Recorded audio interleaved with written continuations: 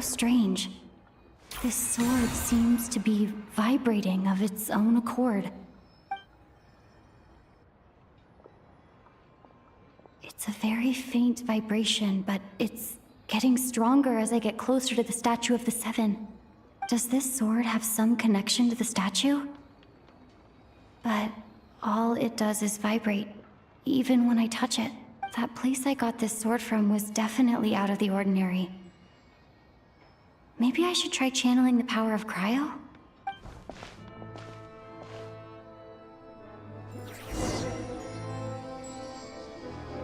Cryostorm! It worked! There really is something special about this sword.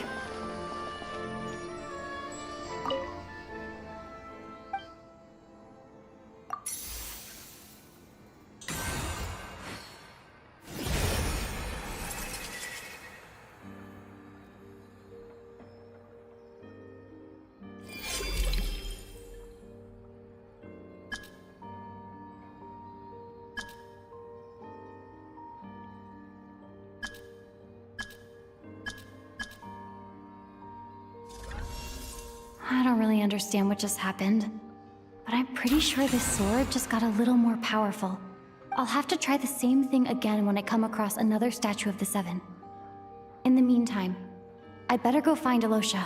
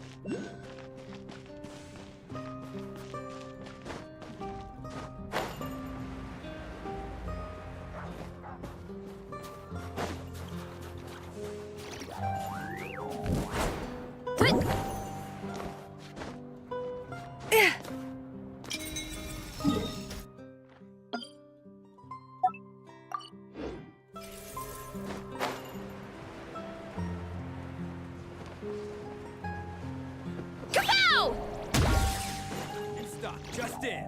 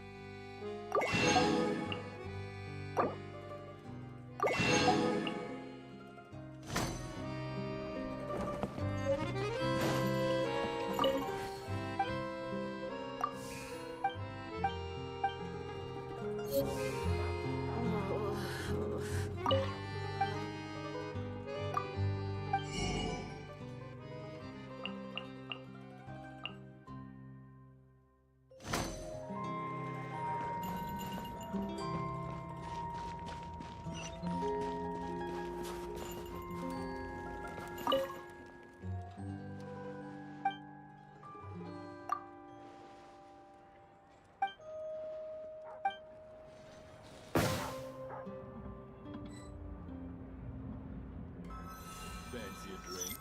The cheap kind.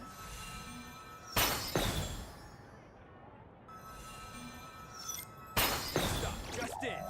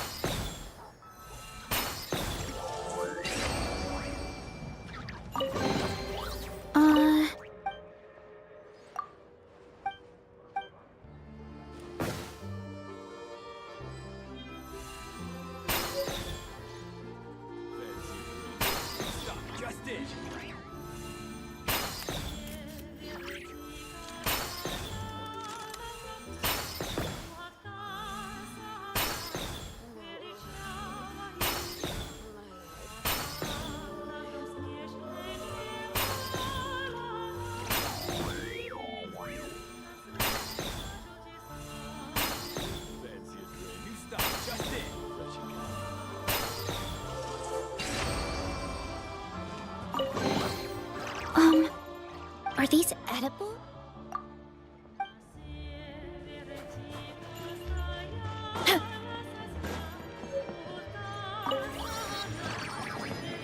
Running late again.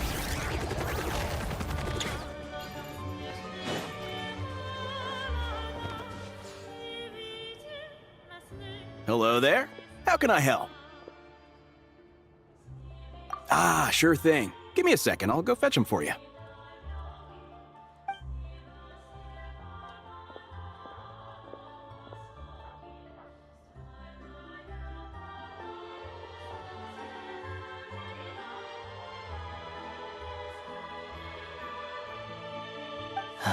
It's a familiar story. I've had similar experiences. Although Snezhnegrad doesn't deliberately delay or withhold relief, those first few days of waiting for help are always the hardest. It's a fundamental contradiction. If emergency relief can't be delivered in time, what's the point in even calling it emergency relief? Not necessarily. I think there's a good chance that Kresny Crystal from Stratomeros will start flowing into the market. When we resolve Stratomeros' energy issue, it's like we open the floodgates.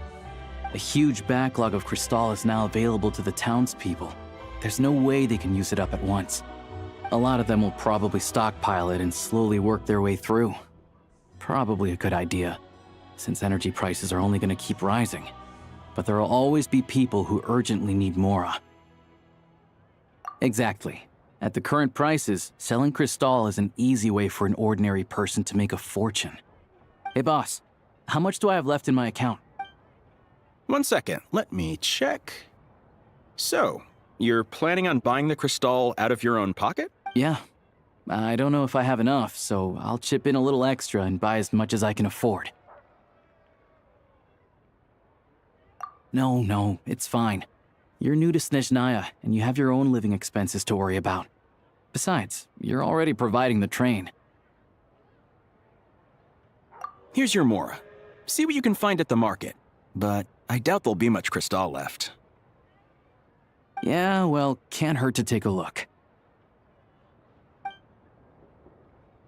Let's see. Huh?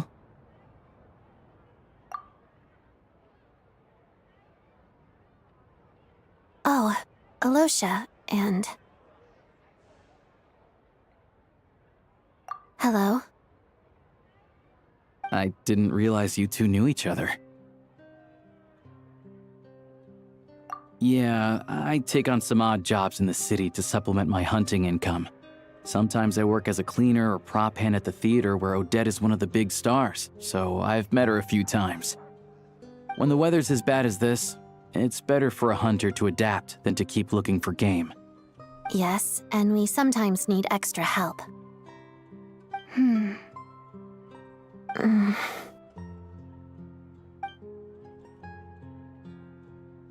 Wait, why is the atmosphere so awkward?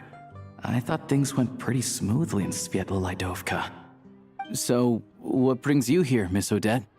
Looking for some new props? No. After I got back to the theater, I couldn't stop thinking about the situation in Sviatla Lydovka. It bothered me so much I couldn't focus on my dancing. So I decided I'd come here and see if there's anything I can do.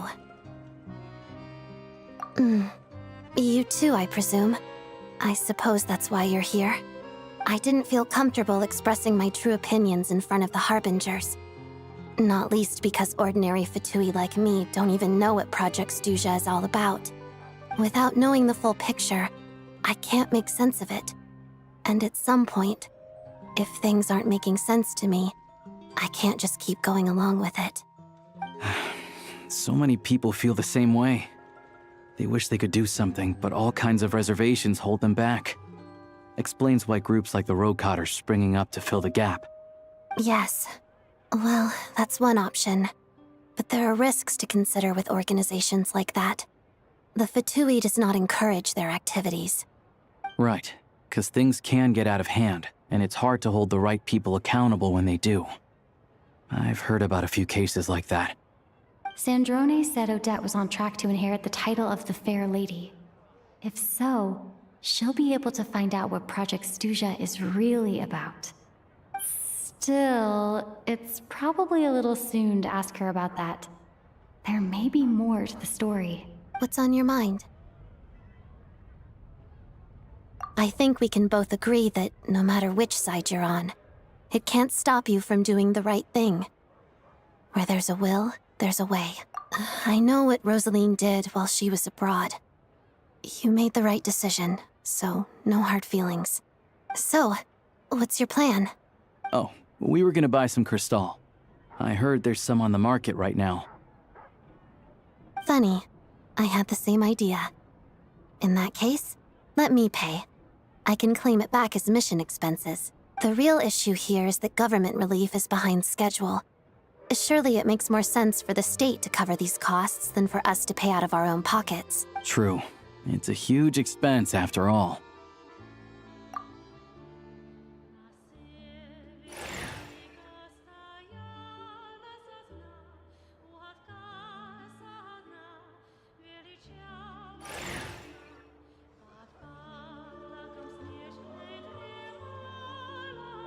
Let me see. I'll take it all, please. And I'll be needing a receipt.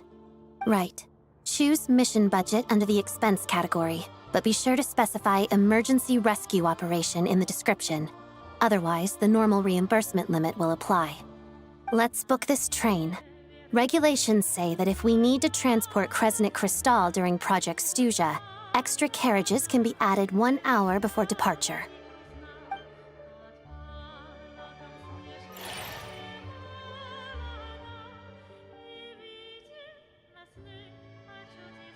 That should do it. The train will be escorted to its destination by Fatui guards. This is my first time seeing you handle Fatui affairs, Miss Odette. It seems you're as skilled an officer as you are a dancer. You flatter me.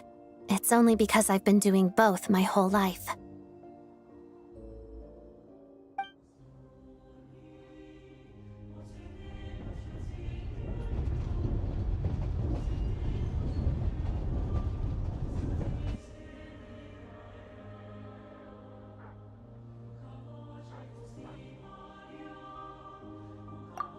Anyway, I bet you've been non-stop today, am I right? Any idea how Paimon's doing? What's wrong? Who's Paimon? Her travel buddy hasn't been feeling well. She caught a cold right after they got to Snezhnaya. Sounds like she's important to you. I can't believe you've been dealing with this on top of everything you've been doing to help the people of Snezhnaya. I've got nothing going on right now, so I'll join you. I want to see how she's doing. May I come too? I have some candy that someone gave me back in Svietlo-Lidovka. Plus, I know a little bit about relieving cold symptoms. All right then, let's go.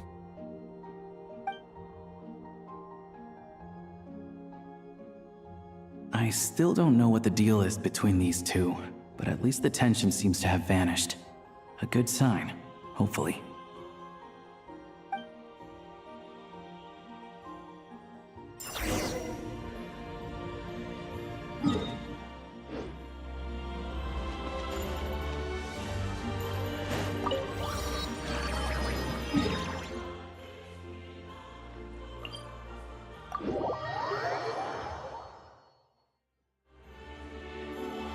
Running late again!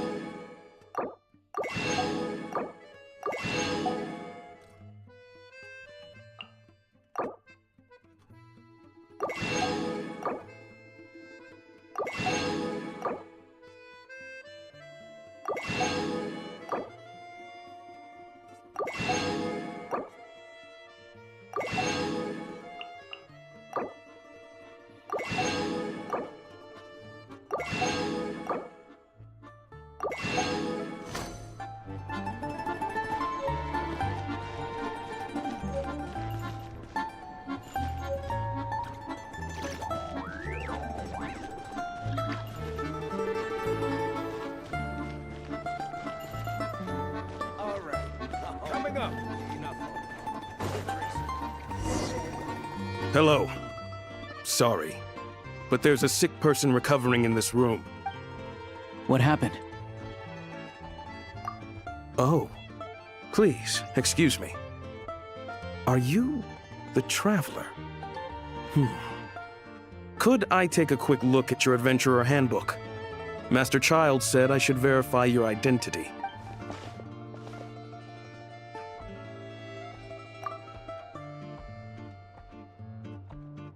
Ah, it's really you. Sorry for the inconvenience. We're under strict orders from Master Child to keep this room well guarded. At the same time, we can't interfere with Podvoye Restaurant's business.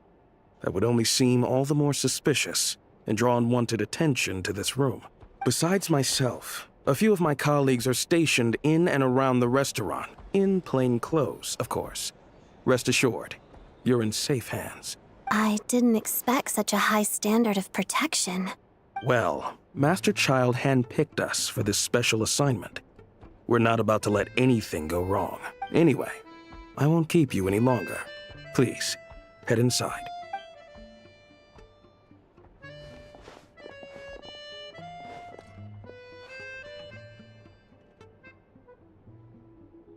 Traveler! Alosha, you're back! Oh, hey! Who's our new friend? Hi, I'm Odette. The Traveler and I crossed paths a few times. Another friend from the Fatui, huh? You're practically a member yourself by this point. Paimon's definitely on the mend. We should be back to our usual travels in a few days' time. Seems like that doctor was right. It's just... Paimon's limbs are still feeling a little chilly. I have just the thing. Whoa! What's this? Is that a flame inside an ice cube? Wait, is this real ice? How's it not melting?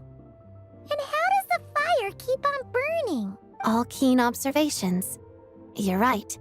This is called core ignis. Whenever I've caught a cold in the past, I found I recover much more quickly if I place this by my bed. You're welcome to borrow it. Awesome! Wow! It's so nice and warm! Oh, it's like magic. Your name was Odette, right?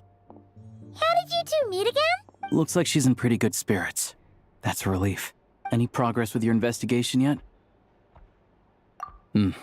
No surprises there, I'm sure. They're not likely to let anything slip. The Rokad, huh? Let me think. Members of the Rokad keep their true identities hidden, but I think there might be someone I can introduce you to. Leave it with me. Meet me at the Korolyevsky troop tomorrow, and I'll tell you how it goes. Would anyone like a drink? I'm gonna head to the bar. Paimon will have... maybe some hot milk? Yeah. Paimon's in the mood for something warm. Enough with the secret chat, you two. Let's catch up properly in a minute. Paimon wants to know everything that's happened today. It'll be kind of like tabletop troop. No reason why listening to a story can't be an adventure.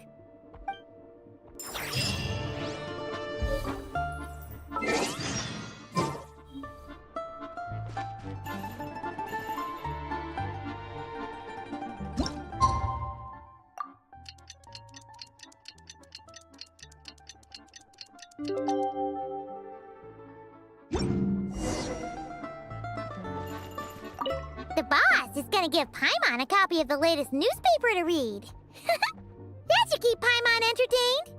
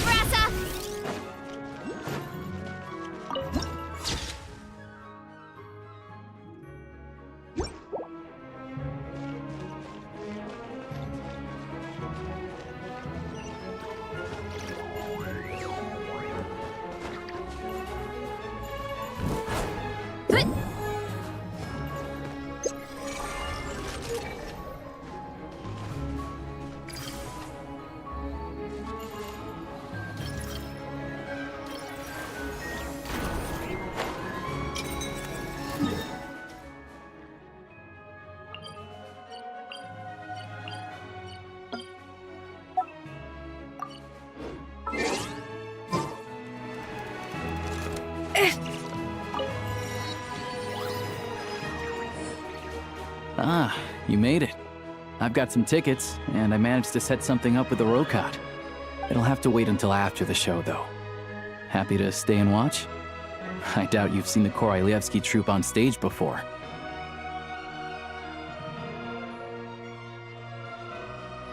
Pleasure. Here, this is the way in.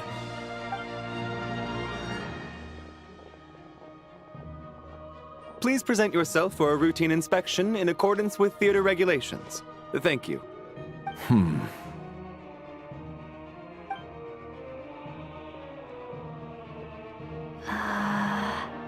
Is that guy with the fatui? Looks like he's waiting for something. Okay, all done. Thank you for your cooperation. Please proceed through to the theater.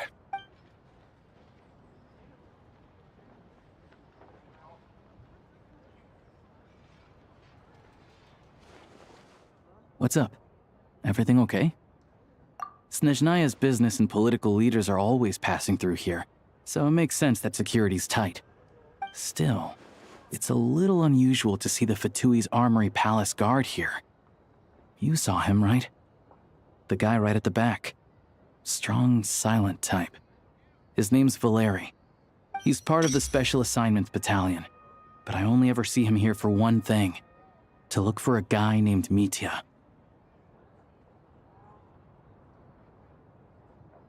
Supposedly a researcher, though he never seems to put much time in at the office. The theater is one of his favorite places to hang out when he's playing hooky from work. But that's not for us to worry about. Let's go. The show's about to start.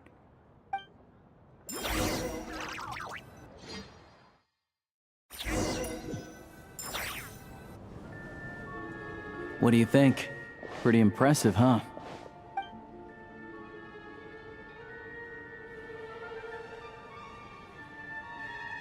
Oh, the one in Fontaine?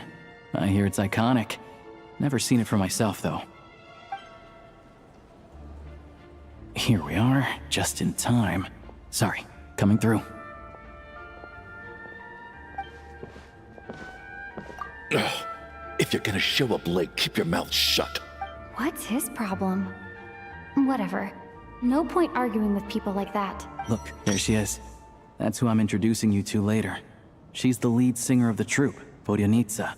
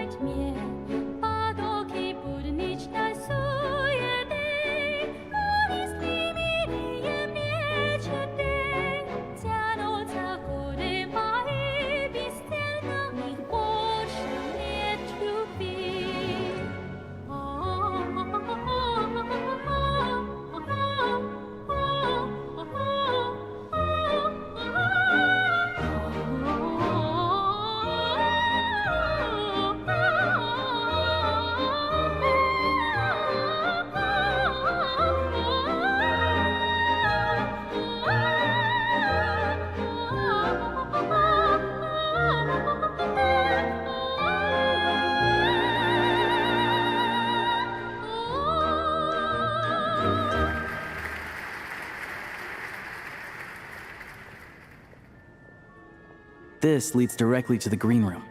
They're expecting us. Vodyanitsa will be waiting for us there.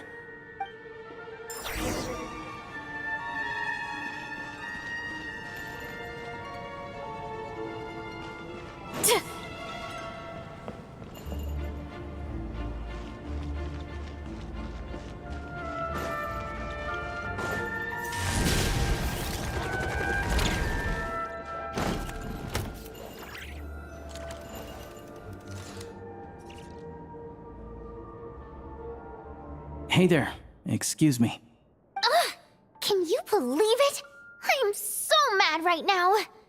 Come in. Oh, it's you two. Huh? You know each other? Oh, wait. Is this who you were telling me about?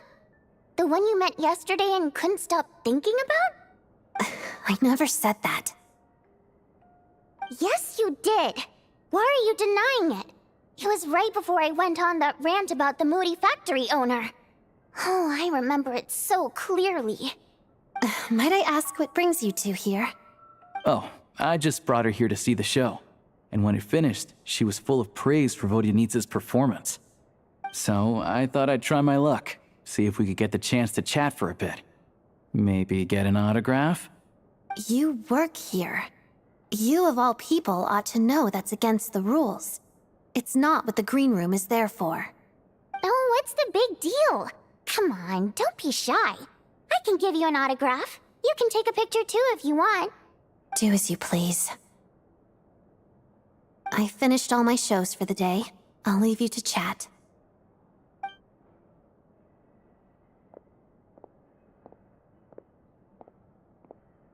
I wasn't making that stuff up, you know. Odette's just too proud to admit it. She thinks very highly of you. And so do I. You did the right thing in Svietloladovka. We're good. Odette's out of earshot. I'll lock the door. Confidentiality, of course. The Rokat is very strict on that. Whoa, Alosha! Not out loud! Not with an outsider here! Relax, I've taken care of it. Look at this. The President's reply sent this morning. Wait, so she's been approved to join? You told me last night that you wanted to get intel from the Rokat. Unfortunately, Rokat intel is only available to members. But ever since you set foot in Snezhnaya, we've been working together. I've seen the way you work, your character, and your motives. Everything about you is perfectly in alignment with what we're trying to achieve in the Rokat. So I figured I might as well cut to the chase.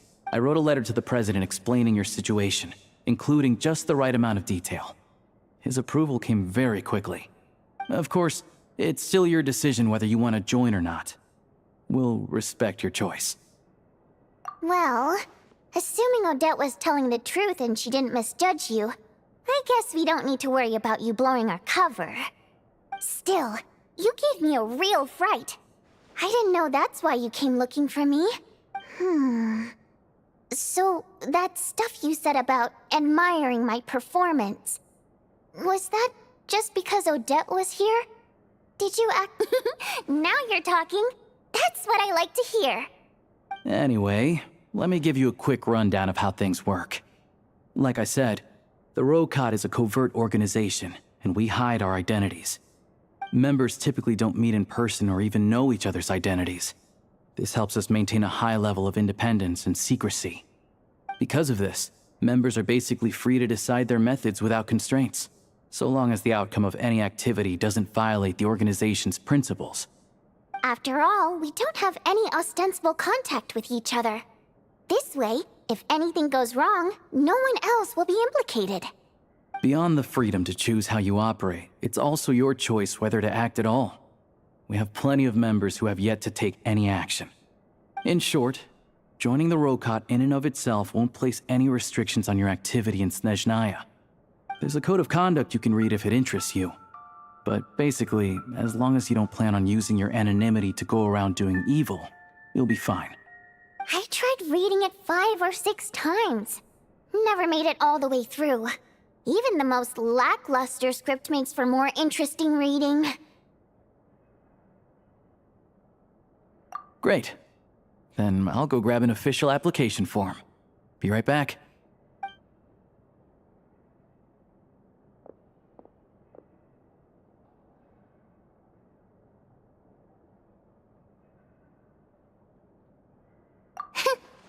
Well, Alosha has this pet dog, you see. His name's Tagarin, and this one time, Alosha brought him backstage. Tagarin took quite a liking to me, so I played with him for a little bit and fed him some treats. Then, the Rokat was out on a mission one day, and even though we were all in disguise, Tagarin recognized me right away. Just a coincidence, really. We didn't report it to the higher-ups, though, to avoid dealing with the fallout. Like... my job at the theater, for instance. I really needed to make ends meet. By the way, what were you complaining about just before we came in?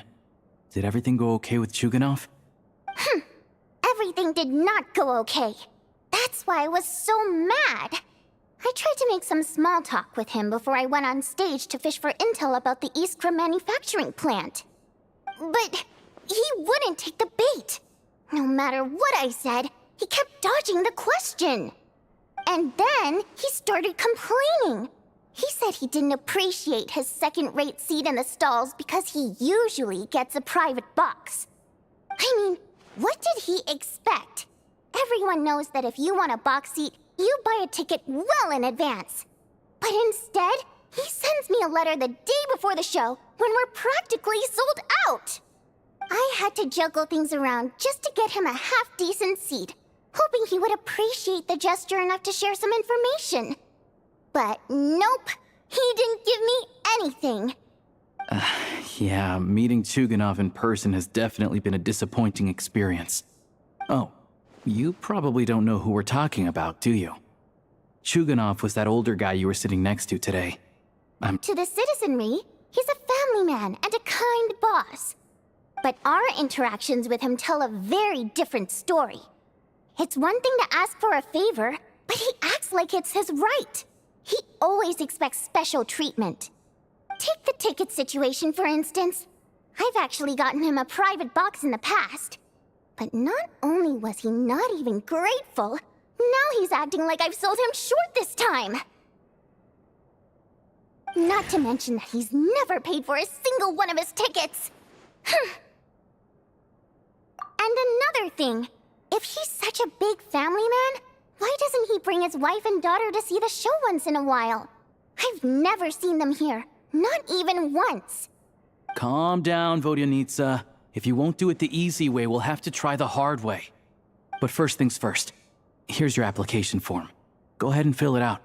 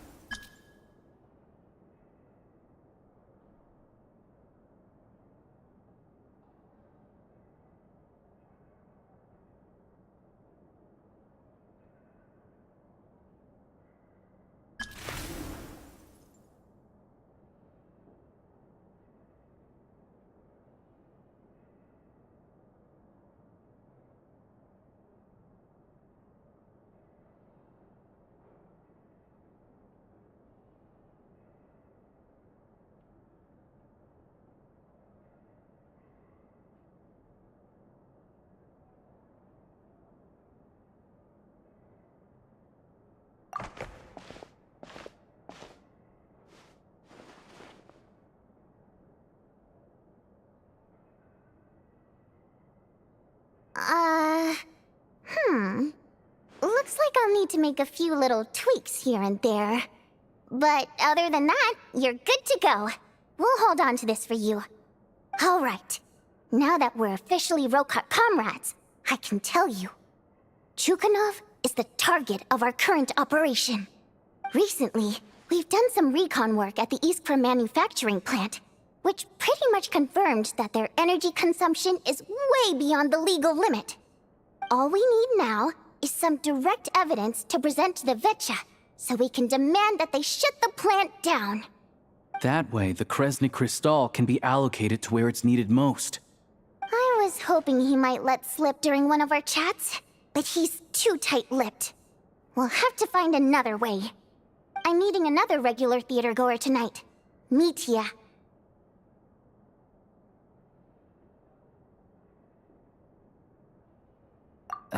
But Valeri's here too, and he's probably looking for Mitya, so he may end up being a no-show. Don't you worry. He must know how to dodge Valeri, or he wouldn't be showing up on time for every performance. Mitya is a renowned energy expert. Although we can't get any direct evidence of the excessive energy consumption at the plant, we can accidentally let the information slip to him. The authorities should take someone like him seriously. So if he starts raising questions about energy use at the Iskra manufacturing plant, there will be a proper investigation. Also, we're not allowed on site, but he has clearance. So all we need is his cooperation. Yeah, so that's the other thing we're trying to figure out. Though I think we're far less likely to make any progress on that front. Still, I hear that Mitya is a bit of a chatterbox. So, who knows? Maybe if we catch him in the right mood, he'll let something slip. What do you think? Sound like something worth your time? Okay, in that case, you guys find a seat somewhere nearby. Pretend you're a couple of buddies there to eat, and keep your ears peeled for useful information.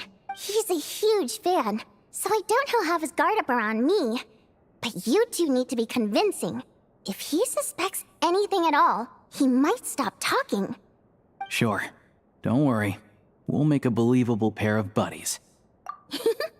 Perfect! You've sold me already.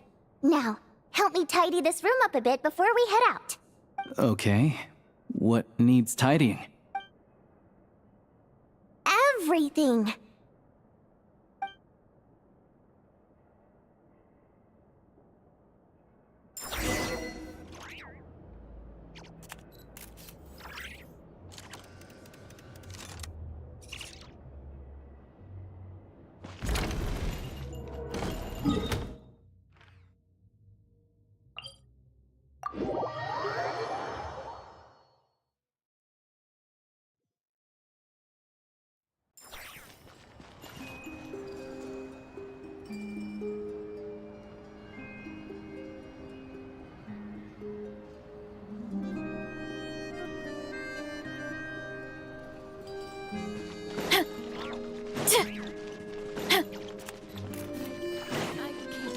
Can I get you anything?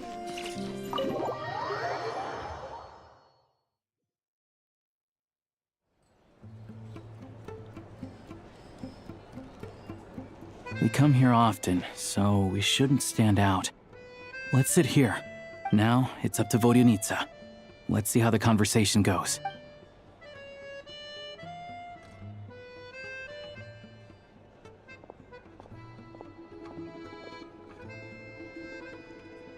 Mr. Mitya! Over here! Over here! Oh, sorry. I got a little held up on my way here. Now we have even less time than we planned. Go ahead and order some snacks and drinks. Whatever you like. Let me see. According to my schedule, we still have 25 minutes left. You're really pressed for time today, huh? I was imagining this would be a leisurely chat. If you'd prefer, we can always reschedule for another afternoon when you have more time. No need. Getting to meet the lead singer is a very precious opportunity for me. I'm not about to pass it up.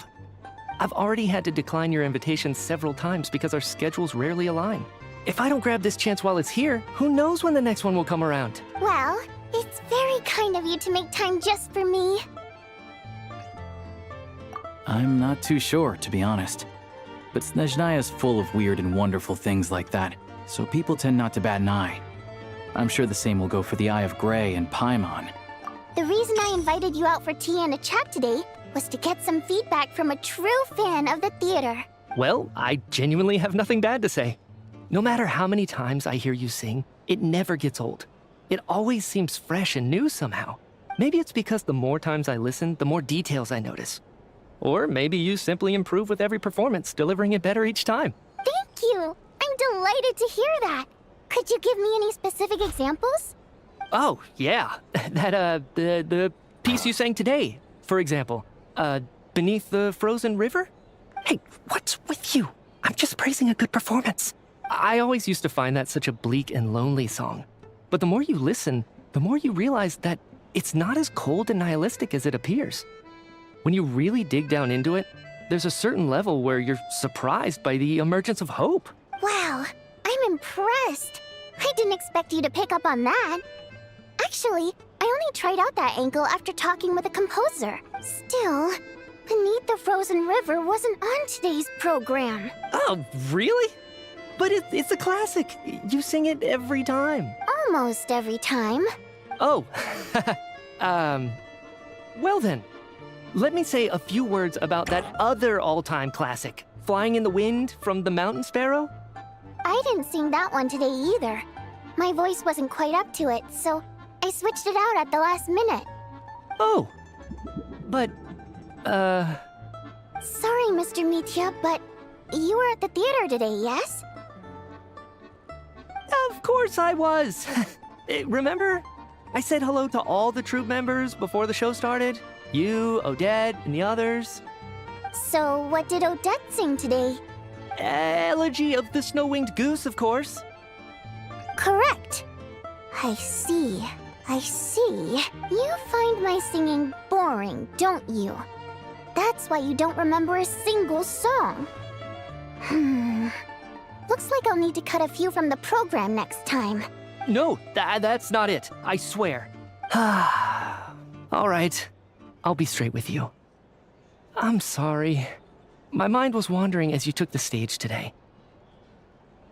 I enjoy watching your shows because the exquisite performances stimulate the mind. It always sparks some inspiration for my research. So whenever I get stuck at work, I come to the theater for a change of pace. Odette's dance during the Elegy of the Snow-Winged Goose today was simply incredible. It got me wondering what she's been going through recently. That look of sheer defiance in the face of utter tragedy? It was so inspiring. I started scribbling in my notebook right away. Not that I made a ton of progress in the grand scheme of things, but I still think it was productive. By the time I snapped out of it, the entire show had finished. So what you're saying is, you didn't listen to my singing at all? Unfortunately not. I'm sorry. I don't know which is more disrespectful. The fact that I don't always come for the show itself, or the fact that I missed your performance. Seems like things are getting a little awkward. Mitya just stepped into a conversational minefield. If there's one thing Vodyanitsa doesn't like, it's people who show disrespect for her performance. This meeting was so hard to set up. Don't tell me it's already falling apart. It's fine. I suppose this is affirming in its own way. At least, it shows that our performance really touches people's hearts, right? Don't let it bother you. It certainly doesn't bother me. She's showing a lot of restraint.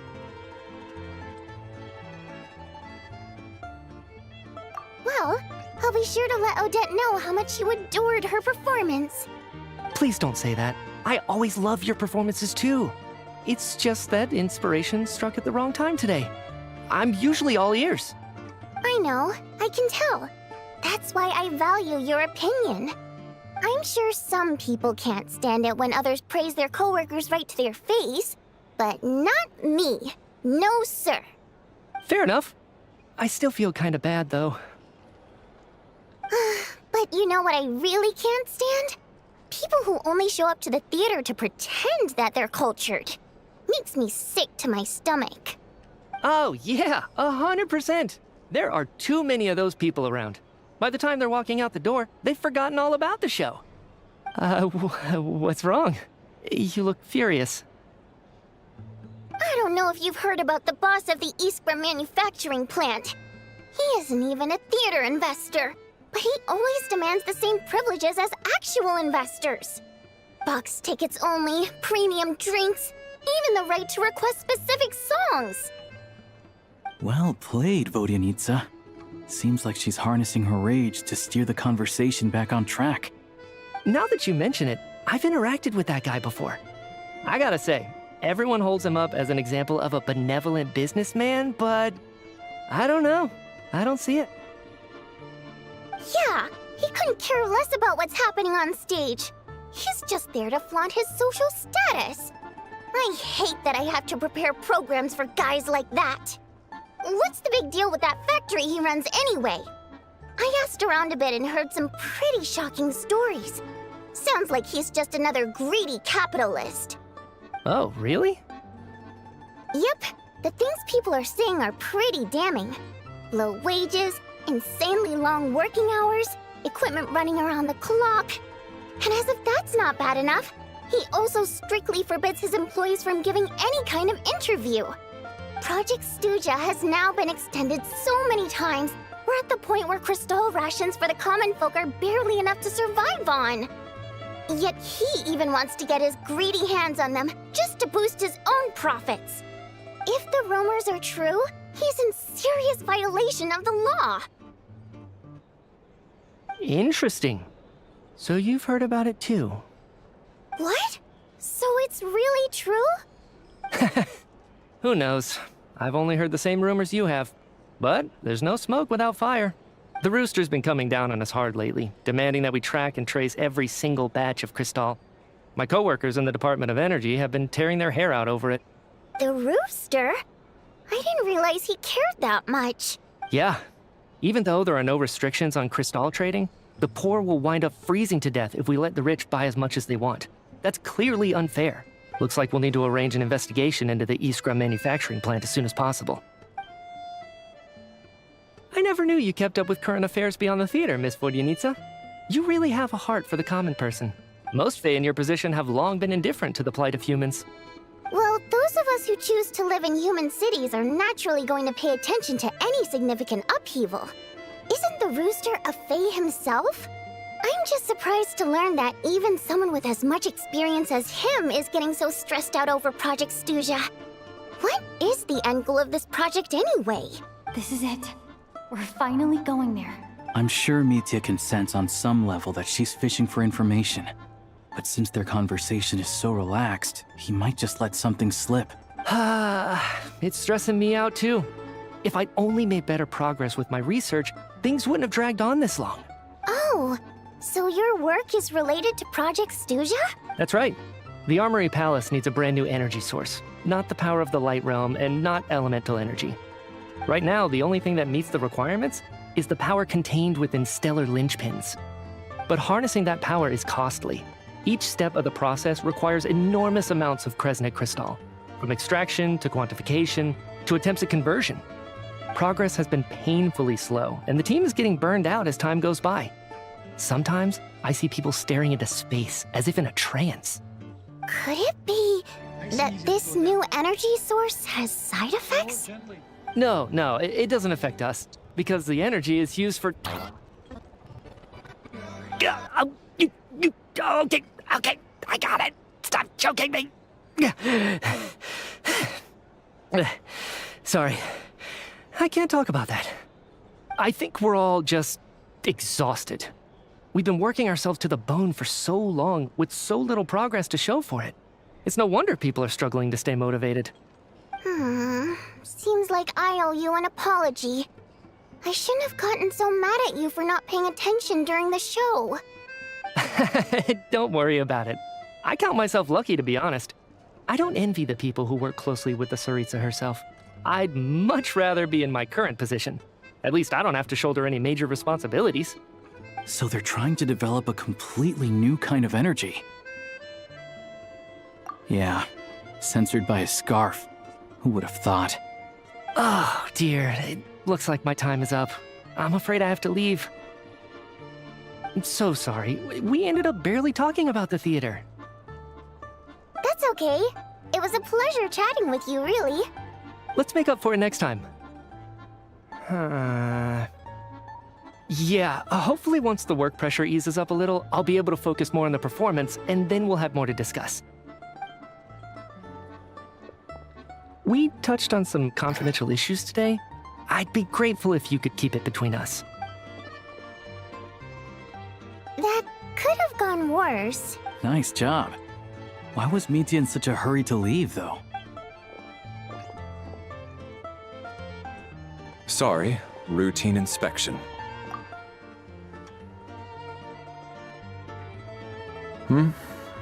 Okay, let's go. So he wasn't rushing to get back to work. He must have calculated that Valeri would find him here in exactly 25 minutes. That's frighteningly accurate. One of the main duties of the Special Assignments Battalion is to ensure that important figures stick to their schedules. All right, time for us to get going too. Excuse me, check please. We'll settle our check too, then. Oh, hello there. Mr. Mitya paid the check before leaving. He also asked me to pass on a message. He said it was an honor to share his tea break with Miss Vodyanitsa and her two friends. Wait. So he knew we were here all along? This raises a lot of questions. Did he deliberately mention the new energy source so that we'd overhear it? Maybe his work isn't confidential after all. Maybe the key here is the purpose of this new energy.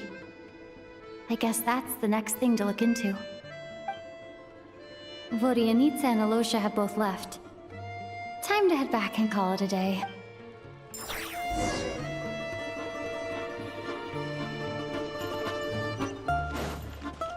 You're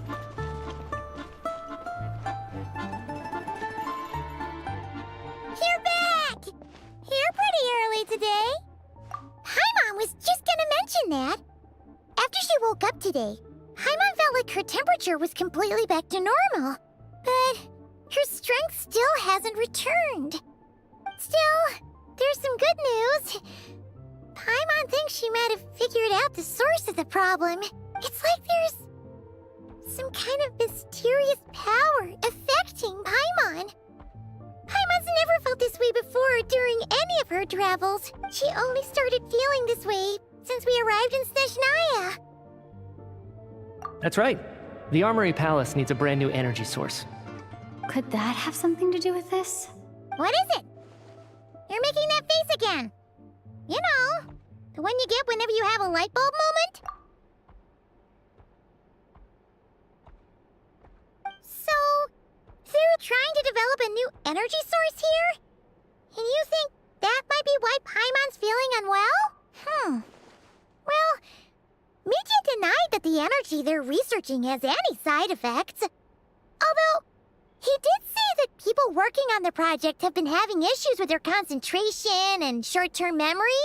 And even so, those are completely different symptoms from Paimon's. It's pretty faint, so it's kind of hard to tell. But, if anything, it seems like it's coming from roughly the same direction as the Armory Palace. Sure, Paimon's with you there. But how, though? The robot only has a limited amount of intel. Oh, great point! They argue about Project Stusha every day. If we could sit in on one of their sessions, we might pick up some new leads. Good idea! Oh yeah, while you were out, Paimon tried all the yummiest looking desserts in the Potvoria restaurant. This one seemed right up your alley. So, Paimon saved some for you.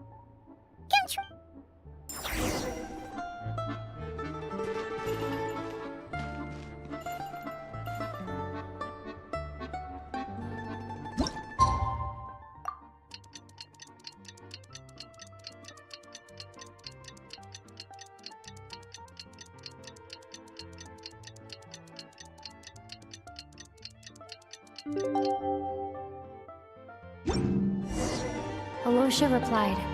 He says that we won't be able to speak at the Vetcha, but he can arrange for us to attend as visitors. Time... You're back! Paimon's been working on the crossword puzzle in the newspaper. It's actually pretty fun. Oh, shoot!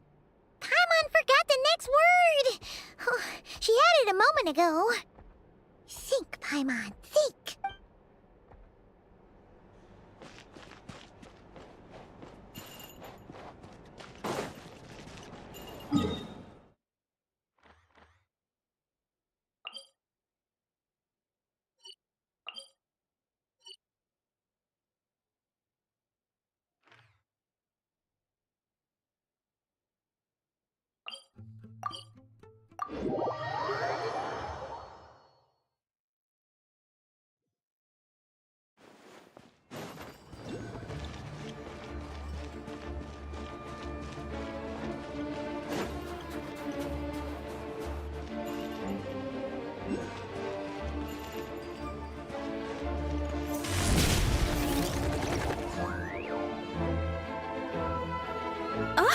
Miss Vodyanitsa, prima donna of the Korolievsky troupe. What a surprise meeting you here. Will you be sitting in on a session of the Vetcha? Sorry, I'm not taking interviews today. Oh good, you're here. The session's about to begin. Let's get inside. Please wait, Miss Vodyanitsa. Could you introduce me to your new friend?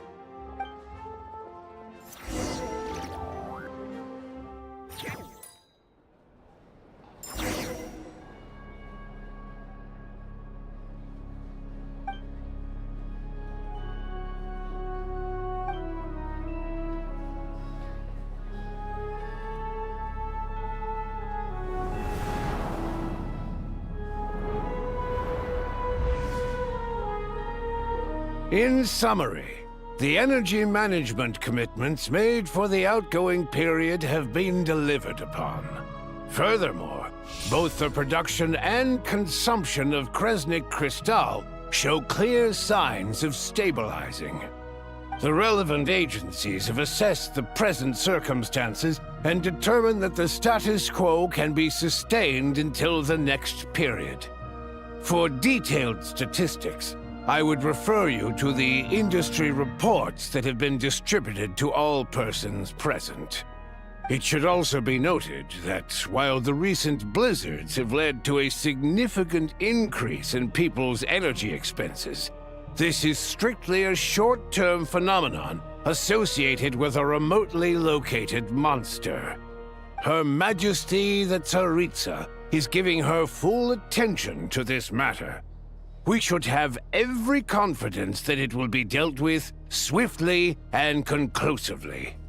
A financial report on disaster relief is also present in this report, courtesy of Pantalone. They cover the same old ground every single time. The rooster never seems to mind, but everyone else is getting tired of it. There's a general lack of trust. People aren't seeing any tangible benefits that affect them directly. Of course, none of that will be reflected in any of the reports on the table. Yeah, if it weren't for these hard copy documents, I could have at least made something up. Oh, don't mind me. I'm just out here trying to hit my interview quotas. Bring out the kvass. Ever read it? Best-selling newspaper in town. If I remember correctly, you guys don't even have a sales permit. You have to sell from stalls on the street. Okay then. Best-selling street stall newspaper in town. Still counts. Order! We will now open the floor to the representatives. If there are no further substantive issues to discuss, we will then proceed to a vote on this motion. Snezhnaya has a long tradition of treating members of the Fatui armed forces and their dependents favorably. But recent surveys shows that Fatui families in remote areas have access to 15% less crystal than the average civilian family in Snezhnograd. It's been said many times before, but it bears repeating now. There needs to be a clear and consistent rationale behind how crystal is allocated, or we will soon face immense public backlash. Perhaps you wouldn't need to keep repeating yourself if you would hear me out for once. I say again, true consistency exists only in principle. In the real world, fairness is relative. You appear to treat resource allocation as a simple function of production and population. So what about when the equipment used in production breaks down? Have you factored that into your equation? And do you even know how long it's been since Snezhnaya last conducted a census? If I knew the answers to questions like that, I'm sure I'd be a very wealthy man. And I doubt I'd be going by child. I'd like to bring the focus back to the specific issue I raised. Or do you wish to deny that favorable treatment for Fatui dependents is our long-standing policy?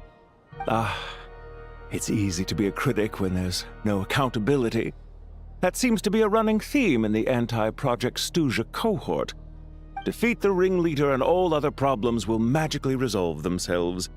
That's what they seem to think. But in case you aren't aware, not one jot in my report would change whether Project Stuja continues or not. So you have no intention whatsoever of finding a solution to this problem? On the contrary, I'm the only one here who ever brings solutions. Child opened by speaking up for the armed forces. Regraders struck back with style and a war of words ensued. Our reporter was live on the scene to get the audience's reaction as it all unfolded. Who do you support? The people have spoken! Child received raucous applause from the crowd as he pushed Regrator onto his back foot with a relentless barrage of questions. It had to be seen to be believed. Now you see why they don't have a sales permit. However this reporter wants to spin things, I haven't forgotten that Tartaglia was representing the Northland Bank when we first met in Liyue. So, surely their relationship can't always have been this strained. You two are getting off topic. Let's focus on what the data is saying. Mr. Pantalone, may I speak on your behalf? Oh, please do. I'm more than happy to save my breath. Crystal distribution policy undergoes modifications with each new period. The ultimate goal being to find the most reasonable method of allocation, which I believe is what Mr. Tartaglia also seeks. But I fear many may have been misled on this topic by extremist activists. To clarify, Project Stuja is not the root cause of the problem. It is merely a framework for resource distribution.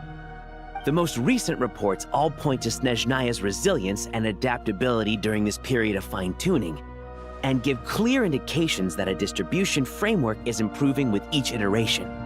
To make drastic adjustments without first considering the risks would likely do more harm than good. It would be a waste of the hard-won experience we've gained to date. Renowned scholar of finance, Arapov spoke up to clarify the fiscal logic, clearly alluding to social organizations like the Rokot in his words. With the notorious Lelek still active to this day, should the Rokot be held responsible? No, there is someone else to blame. She's just rephrasing what Mr. Pantalone said. The Rokot are the critics he accuses of taking no responsibility for their actions. As for Lilik, you won't have heard of him yet. He's currently the most famous member of the Rokot. Well, more like infamous. Ending Project Stuja has become an obsession for him. Unlike the more decent ones among us, he believes that votes in the Vetcha are all that matter. So whether it's threats, coercion, or bribery, he'll use whatever means necessary to get people to change their vote. And since we're already on the subject, what do you think of Lelek's methods? Are you for or against? Well, whatever the story is, his actions benefit us all. We stand with Lelek. At least someone here wants to take this discussion seriously. I've been considering that issue myself. What you really need is more precise regional data, right? I think it would be easiest to let the Fatui handle it, since they're already in charge of Crystal shipments anyway. We may as well get them to collect some data while they're at it.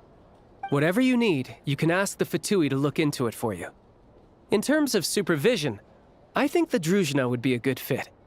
I had hoped to discuss this with Miss Vesna, but sadly, she's not present. I will be happy to take a note of your suggestions and present them to Commander Vesna for a decision upon her return. The Commander has always taken a keen interest in Project Stuja. However, given the Druzhna's demanding workload, I'm afraid it may prove difficult for them to provide any practical support. Let us refrain from jumping to conclusions until a concrete and actionable plan is in place. My apologies, Lord Rooster. There are numerous issues to address here, including manpower, time sensitivity, and reporting lines. Nevertheless, I support drafting a proposal. Follow the usual procedure, and it can be raised as a new motion for all parties to evaluate at the appropriate time. In that case, I'd like to share one thought before the proposal is drafted. The issue of time sensitivity was raised just now, which I presume relates to the official reports. In fact, the Energy Commission already collects regular statistics on each urban center and its surrounding area. Would these be of any use? That's a good idea. I read every issue of Sviet Lolaidovka's report, and although my focus is mostly on the section about equipment operation, the energy consumption statistics also yield a lot of insights. Be that as it may, does no one see an issue with using local data to determine Crystal quotas? In the long term, it seems like a very risky solution. Not if they are used purely for reference. So long as we have the report from the Northland Bank's headquarters to corroborate it, no one will be able to fool me. Very well, then. It appears that this arrangement is acceptable to all parties. Yeah, sounds good to me.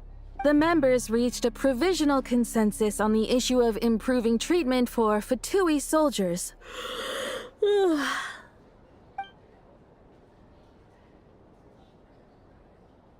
Today, the prima donna of the Korylevsky troupe attended a session of the Snezhnograd Vecha in the company of a most charming young lady. The question on all our minds is, what is the true nature of their relationship? Write anything like that again, and I'm revoking your permission to interview the troupe. Got it?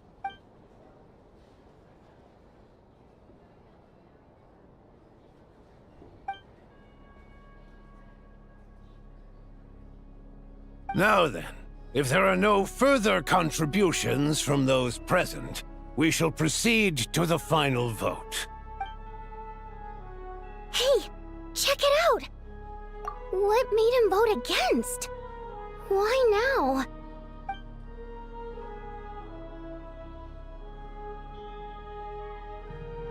The votes have been tallied.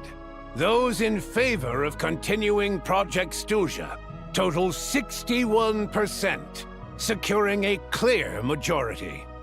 That was too close. The margin has shrunk yet again. Chuganov was a huge loss. I'll bet Lelek is behind this. I wonder how Pulcinella will respond this time. Chuganov. I see. Lelek strikes again. Yes, go, Lelek. Once Project Stuja is defeated, our unwavering support at Bring Out the Kvass will finally pay off when we make our comeback. I can taste our victory already!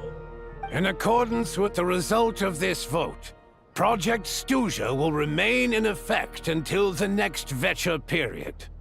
Finally, may I remind us all, we debate only for the greater glory and solidarity of our nation.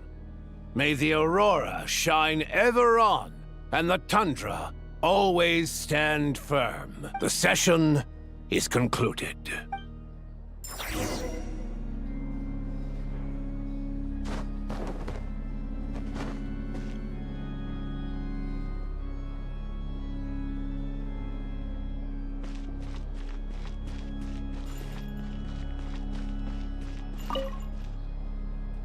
I have to say, I really wasn't expecting Chuganov to vote against Project Stuja.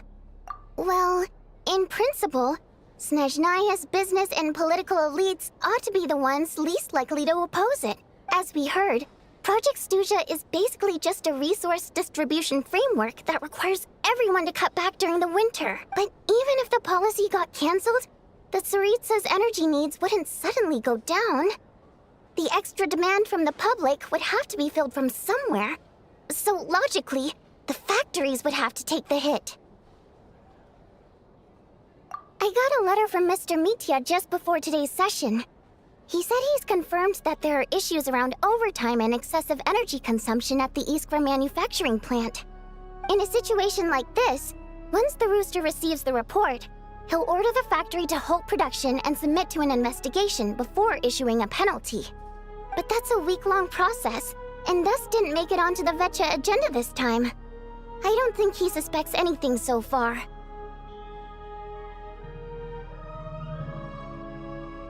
Exactly. And as you know, he's a very selfish person. I was originally gonna try and flip him after he received notice of the official sanctions. My plan was to convince him that the whole thing was completely unfair. Rather than just sit back and take the hit while his factory stopped production, he'd be better off voting to end Project Stuja. At least that way, no one else would be able to make any money either, because all the factories would suddenly have more limited energy to work with. But now, he's already voted against it, which means someone must have used more forceful means to change his vote, just like with everyone else who flipped. Yeah, no one knows why Lelek is so obsessed with ending Project Stuja, but by the looks of it, he's inching closer and closer to success. Lelek must have strong motivations, given how he'll stop at nothing to achieve his goal. Maybe he knows the full truth of Project Stuja. Maybe my next step should be to focus on him. Oh, right. What are your plans for the rest of the day? Shall we head out? Hey, comrade. I noticed you were here during the debate. I didn't take you for a political enthusiast. Greetings, Harbingers. I just happened to have some free time today, and my new friend here thought it might be fun to check out the Vetcha. Ah, Odette must have introduced you. Looks like you two are getting along pretty well. I'll leave you to catch up. I should head back to the troop. Sure. Break a leg and all that.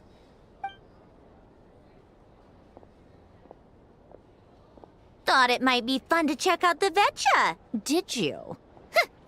Things are never that simple with you, Traveler. There's no way you're here for kicks and giggles. Tell me I'm wrong.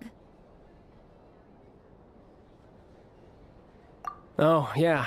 To some, he's a captivating enigma. To others, he's the bane of their existence. No one ever thought that some anonymous nobody from the Rokot could cause such a stir. Huh? You want to look into Lelek? Then I'm sure his days of anonymity are numbered. What do you think, Sandrone? Fine by me, I guess. If the Traveler actually manages to expose Lelek, it'll be doing Pulcinella a favor. In return, it seems fair to let her in on what we've learned so far. My thoughts exactly. Sharing is caring, after all.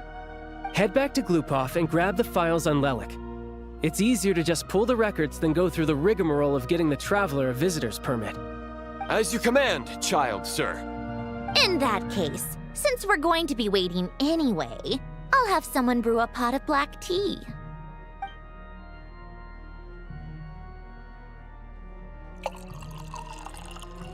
One common thread among the many incidents Lelek has been involved in is that the victims are all too scared to share any real information about him. Clearly, he must have threatened them in some way. His modus operandi is to silently infiltrate the scene and leave a threatening letter behind. But neither the letters nor the crime scenes ever yield any clues to his identity. So all these files have to offer are short statements by the people affected. They don't give us a lot to go on. If nothing else, it shows we're dealing with a trained professional who's versed in counter-surveillance. Yes, and to that point, he often strikes in highly secure locations. The victims are high-ranking and influential people who take their personal security very seriously. Somehow, Lelek slips right into their rooms without making a sound. There's never any eyewitnesses, nor the slightest trace of a break-in. If he can get in and out undetected, it means he can strike without warning. Not that that's ever happened so far, but the thought is enough to scare these people sleepless. It's hard to believe that a human being could pull this off flawlessly every time, so they switched the focus of the investigation to Faye. Unfortunately, no one's found anything yet. Careful, don't underestimate me. Although truth be told, I'd probably find it hard not to blow my cover. Direct confrontation is more my style. We haven't ruled out the possibility of Lelek being human. It's just, there can only be a handful of people in all of Teyvat who'd fit the profile. Faye, on the other hand, plenty would have the ability, but few would have the motive. No, not as strong as me. You'll never find the culprit with criteria like that. Let's go with a little weaker than me.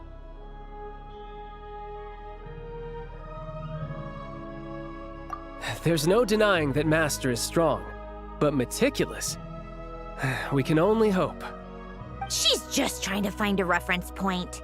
Stop getting fixated on who's stronger than who. But that's the most important thing. In my opinion, anyway.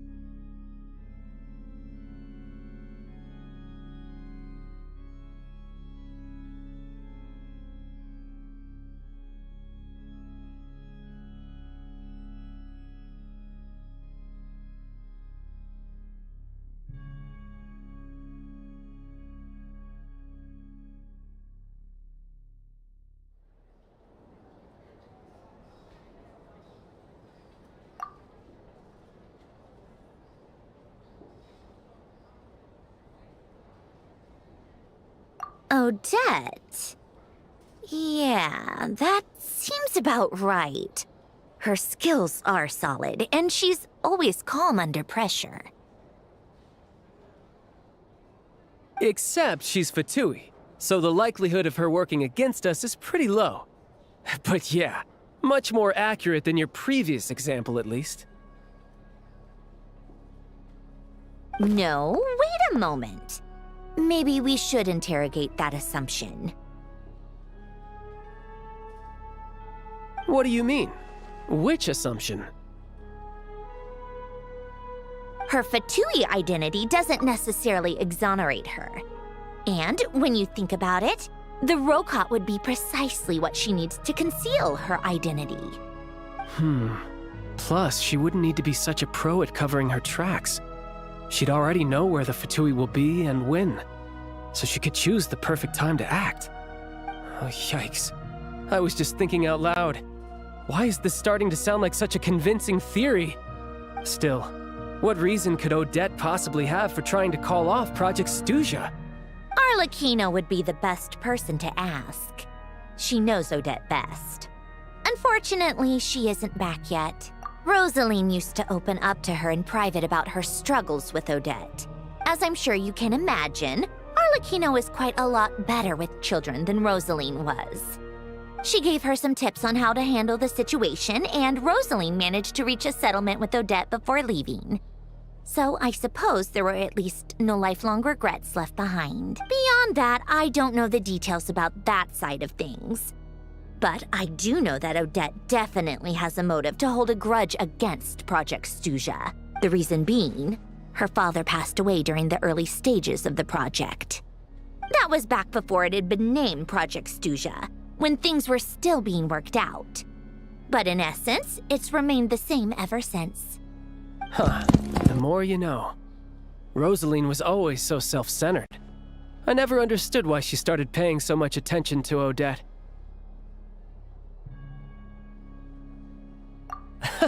Is that such a surprise?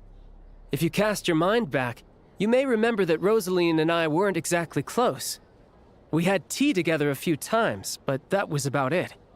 Odette's past is no secret.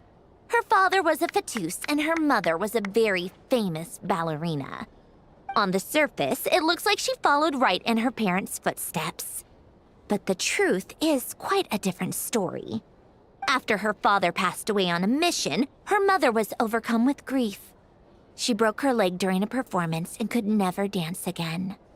Odette was only interested in ballet at the time, but this tragedy left the family with both breadwinners gone. They could barely make ends meet. Per Capitano's policy, family members of Fatui who died in the line of duty had to be appropriately accommodated and provided with adequate assistance. So, regardless of how Rosaline may have felt about it, it fell to her to resolve the issue of Odette's family's livelihood. In the end, the solution they agreed upon was to have Odette join the Fatui. Right, because the alternative would have been a one-off compensation payment, I guess. In that sense, joining up was definitely the better option. Still, she must have had mixed feelings about it, right? If she doesn't even like the Fatui. It's just a theory, a possibility. But as a motive for Odette to become Lelik, it holds up. That said, I have no idea where Odette's head is at right now, or what her conflict with Rosaline was about.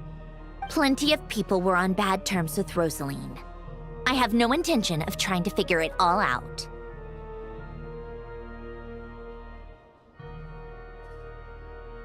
Yes, but there's not much point in discussing that now. Yeah, back to Lelik. Since our investigations so far have turned up next to nothing, we've got nothing to lose by trying a new angle. Funnily enough, Tonya and I had actually made plans to go to the theater tomorrow to watch Odette's rehearsal. Unfortunately, thanks to this Lelik situation, I'll be stuck working overtime again. Which means you can go in my place.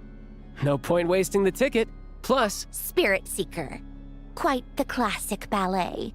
It was passed down through Odette's mother's family for generations, though it hasn't been performed in years. But Odette's been practicing it diligently, and it's finally ready for a return to the stage. Excitement is through the roof. Tickets for the official performance sold out long ago. Tonya's excited for it too. She's desperate to see it no matter what. Personally, it's not really my kind of thing, but since she's my little sister, I had to figure something out. I've actually seen it several times before. The story's pretty straightforward. The lead character follows a trail of clues left behind by a spirit, gradually recovering her memories along the way. It's a tale of love and regret. So not exactly reinventing the wheel, at least by today's standards. But when that classic melody kicks in and the lead character begins to dance, it always gets me. It really is beautiful. Not an easy dance to do justice to, though. I know it's always been Odette's dream to perform this piece, but I'm not sure she's really ready. In that case, I think that even if she is Lelik, we should wait until her performance is over before we respond. I'll let you take it from here, comrade.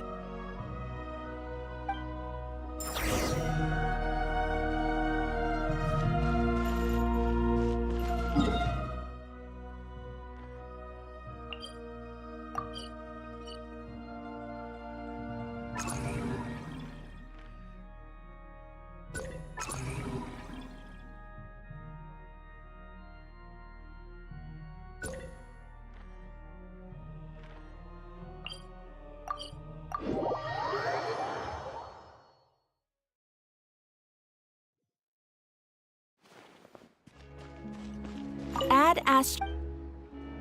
Thank you for completing today. Ad Astra Ebisosk.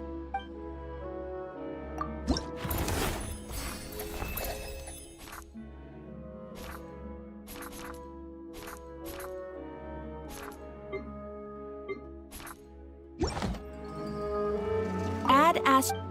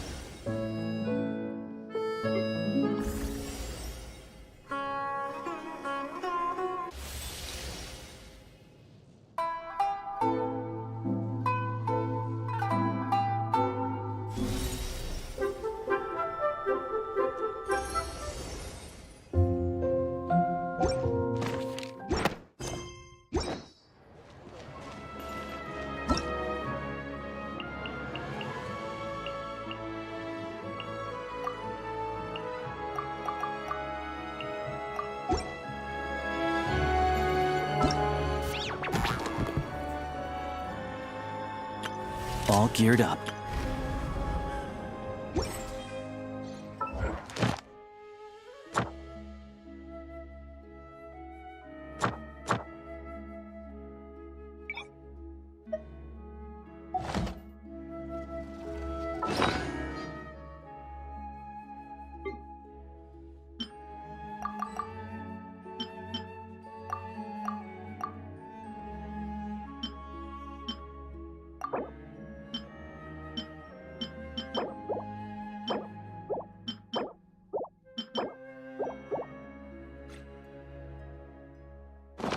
My parents always say,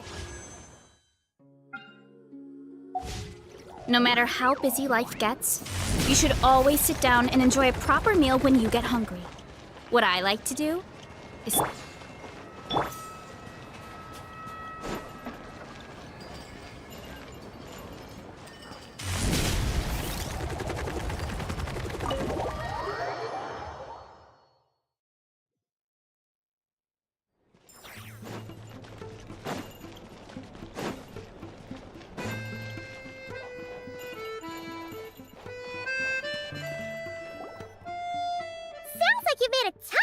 progress today.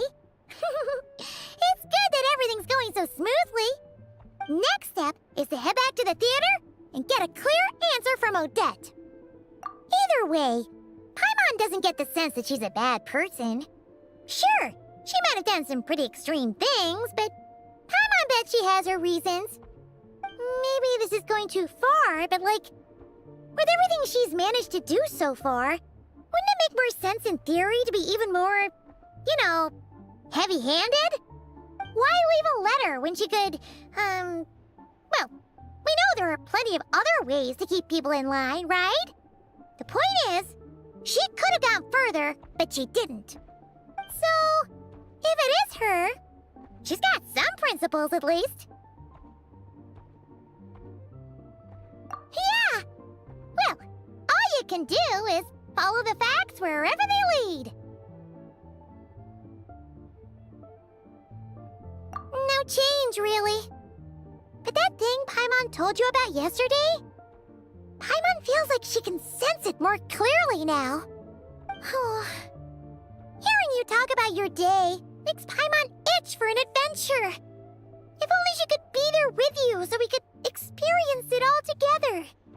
Yeah, I wish you could be there too. I'm not used to adventuring alone.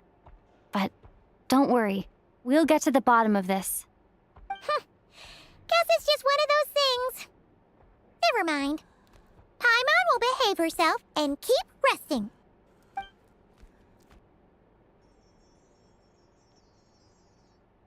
If Odette is Lelek, she may well have inside information on Project Stuja. Her father was involved with the project's early implementation and tragically died in the process. Now, she's dedicated herself to bringing it to an end. It's hard to imagine she could have gotten this far without knowing anything at all about the Tsaritsa's true intentions. When she spoke to us as a member of the Fatui, how much did she let on? And how much was she hiding? Only time will tell. Maybe tomorrow everything will be answered. Hey look! It's snowing! Could be a tough day ahead. Make sure you wrap up warm tomorrow.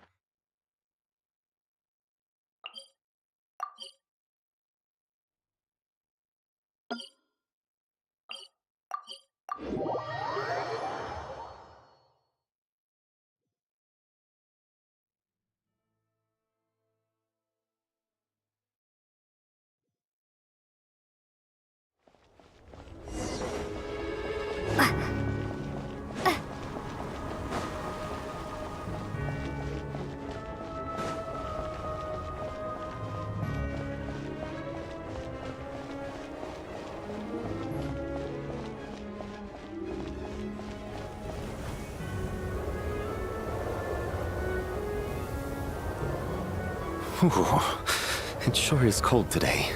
Here to see Odette? I just need to see your tickets for the preview. Perfect. Thank you. I'll hold on to your tickets. Come on in. It's freezing outside.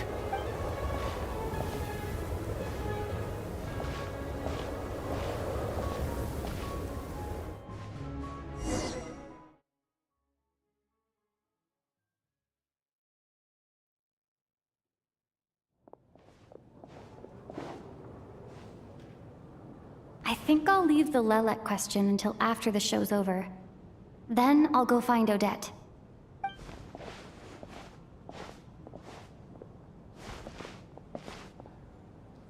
Child said he was originally going to come with Tonya. So I'm guessing Tonya's already here somewhere. Is there anyone here who looks like a Tonya? Let's see. It's a small audience. Makes sense for a preview. But wait, I do see some familiar faces. Mr. Chuganov's back again by the looks of it. Oh, and is that Mitya? And that Fatui officer, Valeri. Guess he must be playing cat and mouse with Mitya again. Oh no, it looks like the show's starting, and I still haven't found Tonya. Never mind. I'll just have to take a seat for now and see if I can catch her afterwards.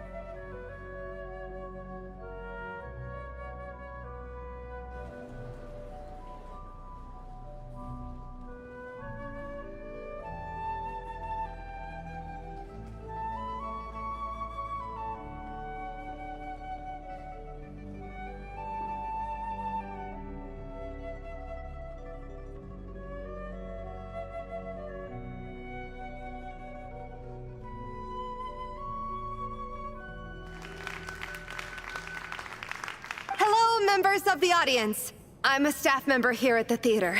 Today's performance was a very special one for us, as it marks the first attempt in a long time to revive the classic Snezhnayan ballet, Spirit Seeker. To commemorate this occasion, we would love to take a group photo of the cast, crew, and audience members present today. Could I kindly ask the audience to please come up onto the stage?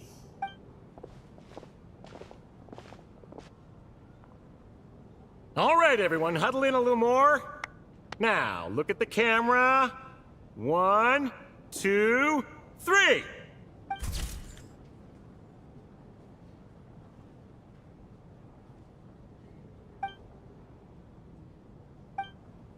Are you quite satisfied, Mr. Energy Scientist? I rather hope you don't have any other escape plans to add to my workload today. What are you talking about, Sarge? This was simply my way of inviting you to watch Miss Odette's new show with me. And wasn't the performance spectacular? In the future, I heartily encourage you to take a leaf out of my book. Find some soul-nourishing pastimes to enrich your time outside of work. It was indeed a fine performance, but I must correct you on one point. This is not time outside of work. These are working hours. Working hours and non-working hours are just a social construct. Human technology can never advance if we're too rigid in our thinking, Sarge. May we leave now? Already? I mean, I was kinda hoping to soak up the atmosphere for a little longer, but... No? Okay, guess I'm pushing my luck. Didn't seem like too much to ask, but fair enough. Off we go then, Sarge. Back to the land of working hours. Lead the way. That has to be her. She's the only person in the audience around Tonya's age. Excuse me? Are you Tonya? Huh? Your brother's busy today, so I took his ticket. Don't worry about him. He's fine. Oh, okay. Sorry for the trouble. What's wrong? Are you sick? No, I'm fine. It's nothing. Maybe she caught a cold on the way here because of the weather?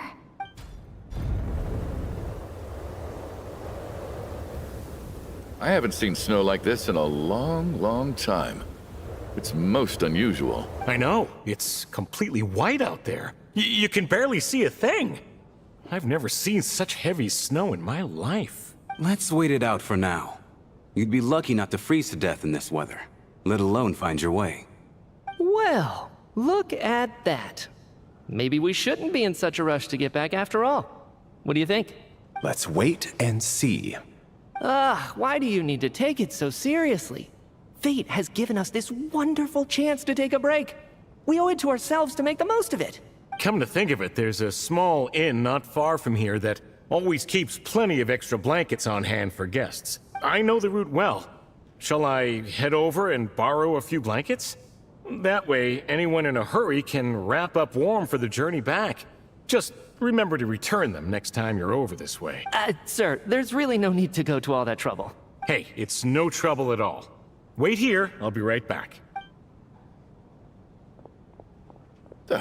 What a kind gentleman. Very good. My wife and daughter are waiting for me at home, so I shall be heading back as soon as I get my blanket. So... are you expecting us to go back to the Armory Palace wrapped in blankets too? Don't worry about that. I made arrangements in advance. Should I not return to the Armory Palace within 3.5 hours after Operation Showtime begins, an armed squad will be sent to collect us. They will escort us back. You are one of our key military personnel, so any weather-related risks must be eliminated. Operation Showtime? So, wait. Every single time you drag me back to work when I sneak out, it's a whole official operation? I gotta say, you've really turned this into quite a moral dilemma for me. It's snowing pretty hard out there. I think you should stay here for now. You seem a little under the weather. Sure. My brother might come pick me up in a bit anyway. Time to get to work. I should head backstage and find Odette. I need to look her in the eye and ask her about Lelek. Excuse me, are you looking for someone? Ah, a fan, I'm guessing? Today's just a dress rehearsal, so Miss Odette won't be meeting with fans. She's taking a well-earned rest right now. Sorry, but that area is currently off limits to everyone except the cast and crew. Huh. Bad timing, I guess. Well, I might as well stick around. I doubt Odette will be leaving before the snow lets up in any case.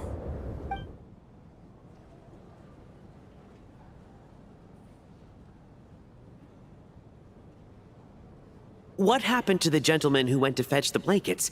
How has he still not returned? I was thinking the same thing. It's still snowing very hard. Do you think something might have happened to him? Whatever the reason for his delay, I must say I hate nothing more than people who make empty promises and fail to deliver. Well, I have to treat my employees like that on occasion, but that's different.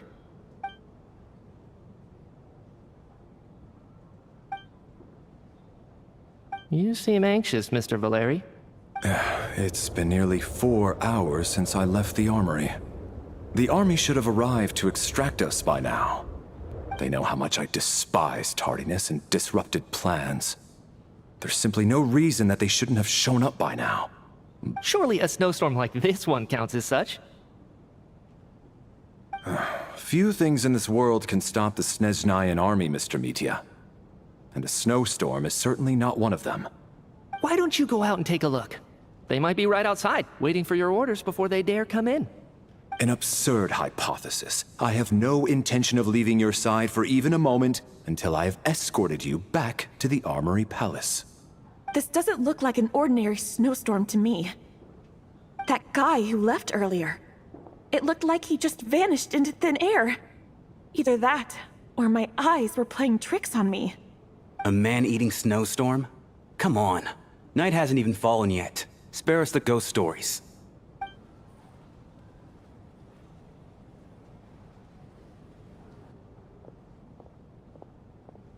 Traveler, didn't know you were coming today. How come you didn't say anything? Oh, right. I assumed you were looking for me and Vodyanitsa. Odette's still backstage. Whoa, that's quite a snowstorm out there. I've been working backstage this whole time, so I didn't even notice. No wonder the audience hasn't left yet. Huh. Is weather like this rare even in Snezhnaya? Yeah, snow like this. I'm sure I've seen it out in the wild before, but never in the city. Actually, I take that back. I don't think I've seen snow this bad even in the wild. This is something else. It's not normal. If even Alosha thinks snow like this isn't normal, could it have anything to do with that monster people have been talking about? We can't stay cooped up here forever. Someone needs to go out and take a look. No need. I have plenty of experience with snowstorms. Besides, I work here while you're an audience member. I should be the one to do it. Everyone by the door. Careful not to let the snow soak into your shoes. In a snowstorm, you gotta look after your toes above all else. Heading out, my man? Be careful. I've been told the snowstorm eats people alive. Thanks for the advice. I am planning to be careful. I just want to take a quick look at the situation out there.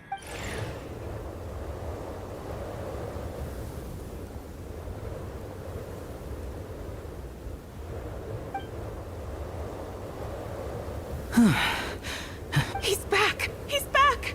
How was it? What's going on out there? Did you see any soldiers patrolling the area? Something about this storm isn't right. There's no one out there. I didn't see a single soul. And something in the air gives me the creeps.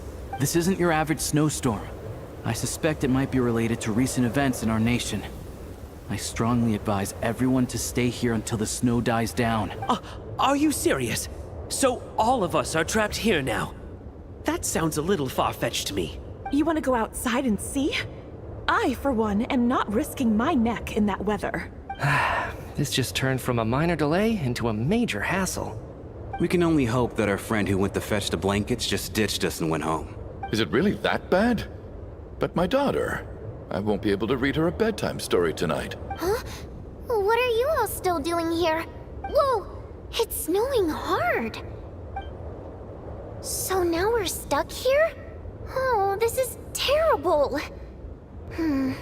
Luckily, it was just a dress rehearsal today, so there aren't too many people here. On the bright side, the theater's always well stocked with supplies.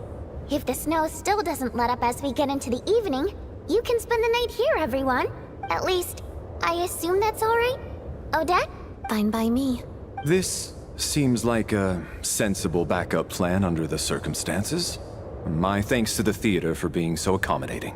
What are you staring outside and praying for, my man? You anxious to get home too?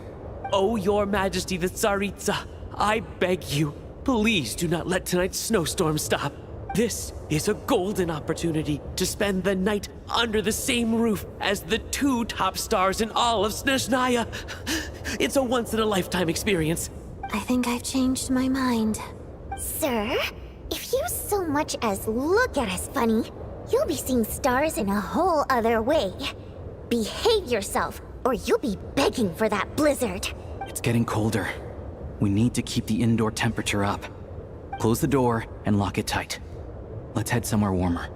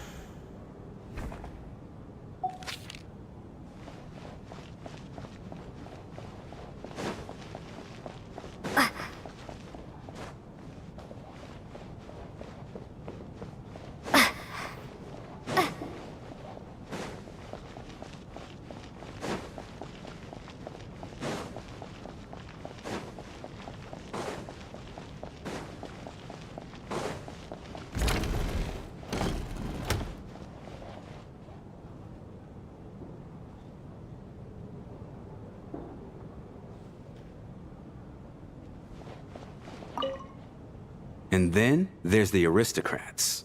Easiest of all to deal with. You don't need to use any force whatsoever.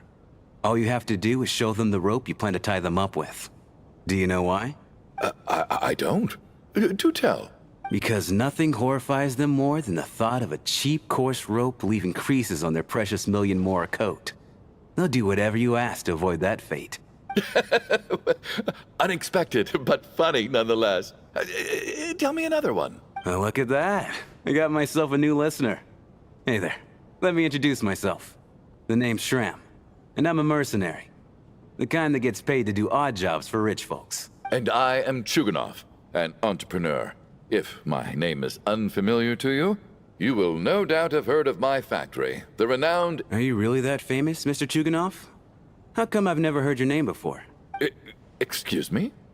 Is that a joke? Oh, I'll have to ask my rope later. He's probably tied up more entrepreneurs than I've ever heard of.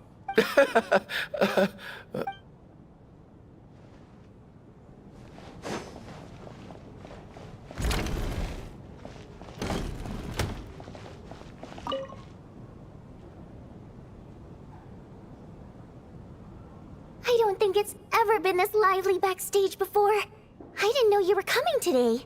Hey, have you seen Chuganov? I heard he was coming today. Have you spoken to him at all? I'm with you.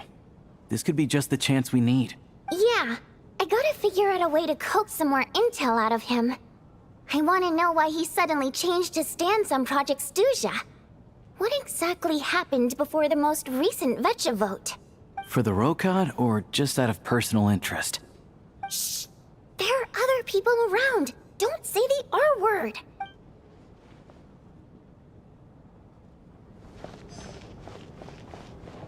I have to say, even though today was a rehearsal and there were some hiccups along the way, Miss Odette's performance was one of the best I've ever seen. Even compared to an actual show. Oh, I couldn't agree more. Especially considering the weight of the subject matter. It takes a truly seasoned professional to do justice to a theme like love and regret. Do you think we were coming on too strong?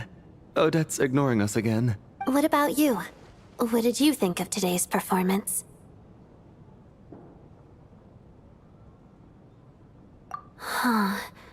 That's actually a more insightful critique than I was expecting. My mother would agree. She's always thought that was my biggest flaw. Maybe I need to work on making my facial expressions appear more natural. I'll make sure to save a ticket for you when the show's performance ready. This doesn't seem like the time or place to bring up the subject of Lilac. I need a chance to speak with her in private. So unfair. Talk about double standards. And now it looks like I've been spotted. You know Mitya too? No, I don't. I just have a feeling that he might be dangerous.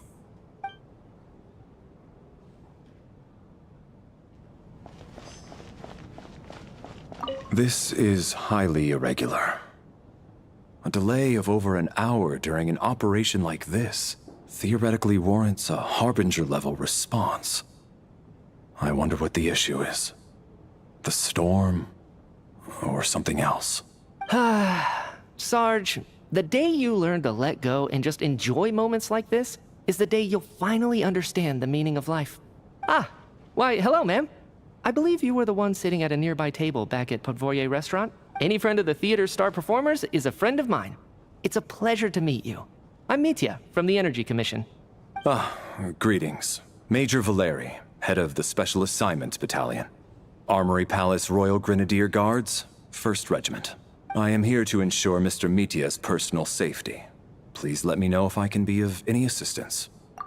Miss Traveler, I cannot help but notice that Miss Odette is stealing glances at me. Any idea what that could be about? I've racked my brains, but I can't think of anything I might have done to offend her. Perhaps she noticed me spacing out during her performance? What? You mean I really did do something to upset her? Well, thanks for letting me know. So, Mr. Mitya, is your work related to Project Stuja? Yes, that's right. The higher-ups in the Fatui transferred me from the Energy Commission to the Armory Palace because they wanted me to... Really? I can't even talk about that? Pretty sure it counts as part of my private life. All right, I won't say anything. Sorry, traveler. As you can see, I'm afraid this pleasant chat will have to end here.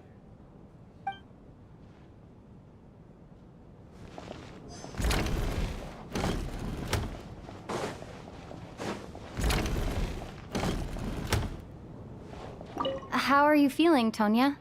I'm fine. Sorry to worry you. I'm used to it by this point. I take medicine for it. My brother usually helps to get it ready for me. Child must take great care of his sister. He's never mentioned Tonya's illness, though. You know, I actually find this whole thing kind of exciting. Stuck in a strange place thanks to a snowstorm. Having to spend the night with a bunch of interesting characters. It's pretty cool, don't you think? Exactly. It's like one of those stories where an ordinary school trip turns into a magical adventure. I've always wanted something like that to happen in real life.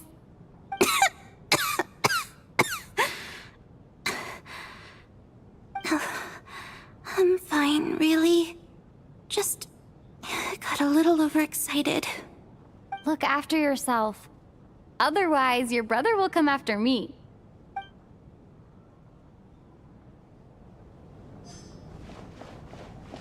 My husband has major trust issues. To him, I doubt even this snowstorm is a good enough excuse for me to stay out all night. That's the price of marrying into wealth. You'll get used to it. I'm not about to stop you if you want to leave, but don't drag me along. Hello? Can I help you?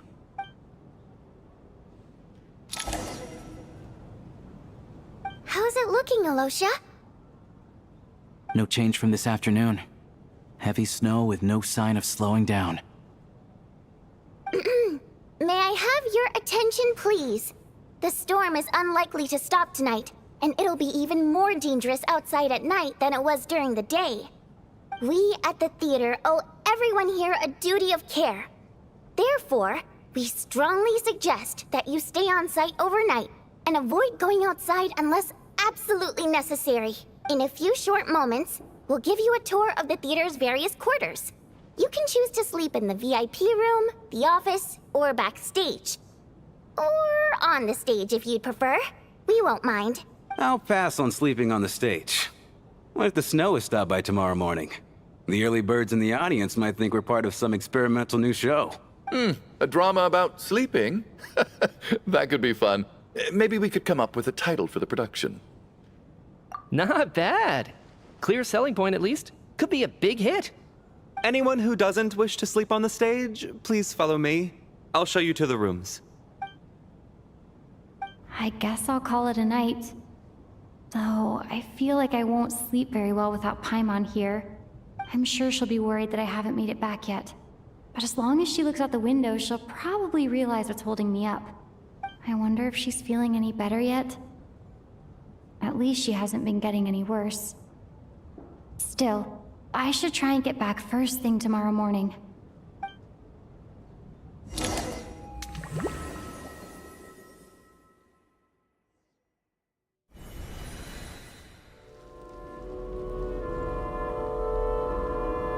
Ah, finally.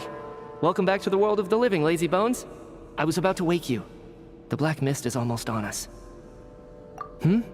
Still waking up, huh? You know, the black mist. It's been chasing us from below ever since we were born. You're just dozy. There's no way you've forgotten. Come on, let's keep heading up. Onwards and upwards is the only way to survive. Don't listen to a word those black mist cultists say. Here we go again. The endless march toward survival. What's going on? That black mist down there is creeping me out. And it's rising.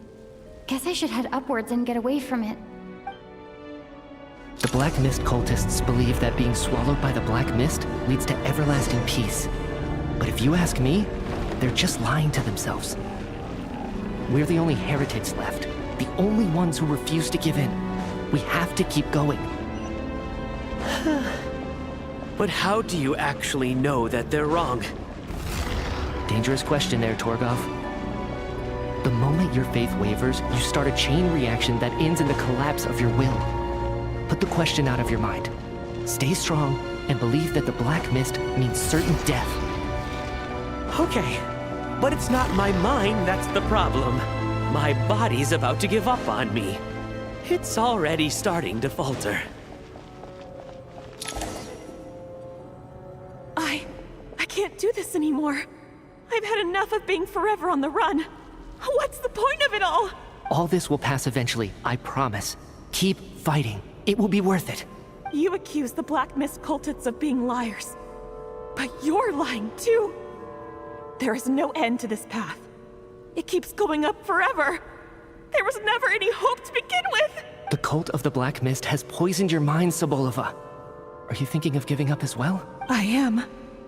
I think I'll take my chances with the Black Mist over this perpetual torture. As much as I detest the Black Mist cultists, I'm just too weary. Then I bid you both farewell. Let me put my personal opinions aside for a moment and say, I hope that you both find peace within the Black Mist. Fate always appears so impossibly complicated. But at moments like this, its raw simplicity is laid bare. Their fate was sealed from the instant they entertained doubt. From then on, the outcome was both inevitable and irreversible. Let's go.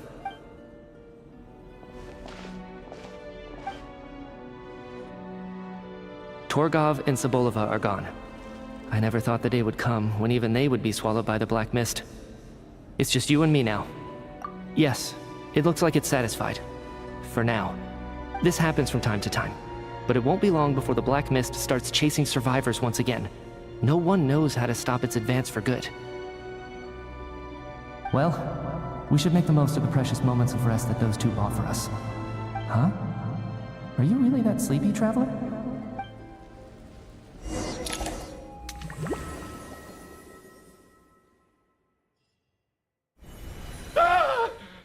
Help! Somebody, come quick! What is it, Tuganov? What's wrong? Is it morning already? Sounds like it's coming from next door.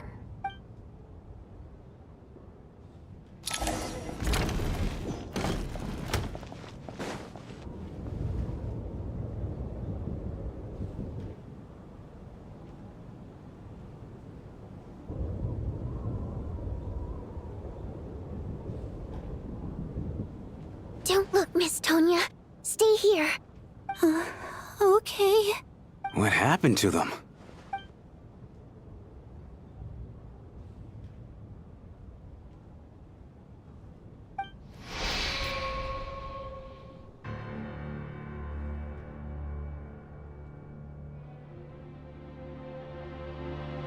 These two people have passed away. And the strange thing is that somehow I knew this was going to happen. I knew that they would be the ones to die. Have I seen this moment before? Or did I have some kind of premonition? I can't remember what it was. Let me take a look.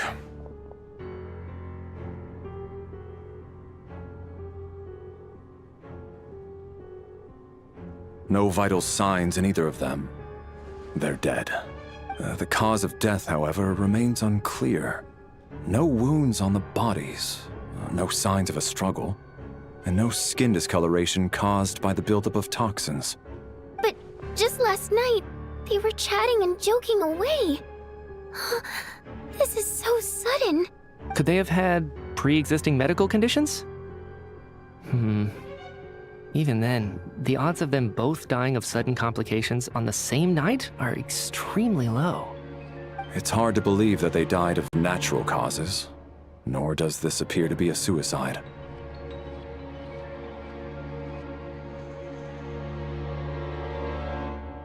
Who was the first to discover the bodies? It was me. But these deaths have nothing to do with me, officer. I got up early because I wanted to see if the snow had stopped. Then I noticed that the door to this room was open, and it looked like there was a man and woman inside. I just went over to see what was going on. I had no idea they were... I can corroborate this. I was doing my morning exercises near the stage. When I saw Mr. Chuganov heading this way, I followed him. I can also confirm that I didn't see a single person approach that room before him. The snowstorm was raging all night, and it's still going now. There's no way someone could have come in from outside, correct? You mean an intruder? No, not possible. I slept by the door last night as a precaution. There's no way I wouldn't have noticed if anyone had tried to open it. Everyone, split into pairs and search the theater for anyone in hiding or any signs of suspicious activity. I'll follow up with a full search of my own shortly. Go. There is no time to waste.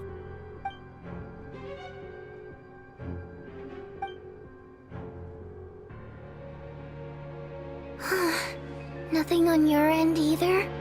Backstage is clear. No. We checked the basement. Also clear. I don't think there's anywhere here that a living person could hide. Are we certain that the theater doesn't have a back door? Or any tunnel or passageway wide enough for a person to fit through? No, there's nothing like that. If people were sneaking in through some secret tunnel to avoid buying a ticket, we'd have sealed it off ages ago. I also checked the windows. All of them are locked from the inside, and there's no sign of anyone entering or leaving. It sounds like we can safely rule out the intruder theory. If anyone came in during the night in this weather, there'd be no way for them to avoid leaving footprints or water stains. This can only mean one thing. It's like one of those murder mysteries you see in novels and plays, isn't it? The ones where the killer is one of us. We can't quite jump to that conclusion just yet. Could he be right? It's hard to imagine something like that happening in real life. Set in a theater during a snowstorm, a murder takes place and the killer is among us. It's such a classic trope that it seems unbelievable. Looking at who the killer targeted and the clean entry and exit, it all adds up. I know what this is. It's obvious now that I think about it. What is? What have you figured out? Both victims were wealthy, well-known local merchants. And the door was deliberately left open so I would discover the bodies and witness the crime scene first thing in the morning. Such ruthless methods. This was your doing, wasn't it, Lelik? Lelik? You mean Lelik is among us? And he's the killer? Lelik. I know this code name. Member of the Rokot, anti-Project Stuja. Always works alone. I've read the case files at the Armory Palace.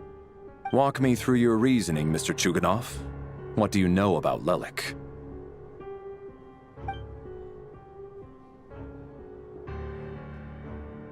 What now, huh? What now, Lelik? What more do you want from me? I already voted against Project Stuja at the Snezhno Gradvecha. You snuck into my house the other day while I was asleep. Left a threatening letter. And I did all that you asked. But Project Stuja cannot be so easily shaken. Not with the rooster in charge. So he really was threatened by Lelik. That makes sense. And now you're resorting to murder to threaten me. Isn't that right? I knew it. The Rokot despises the rich. The lives of the wealthy are but refuse in your eyes. Show yourself! Which one of you is Lelik, Tell me! I'll do whatever you want! Just stop playing these mind games!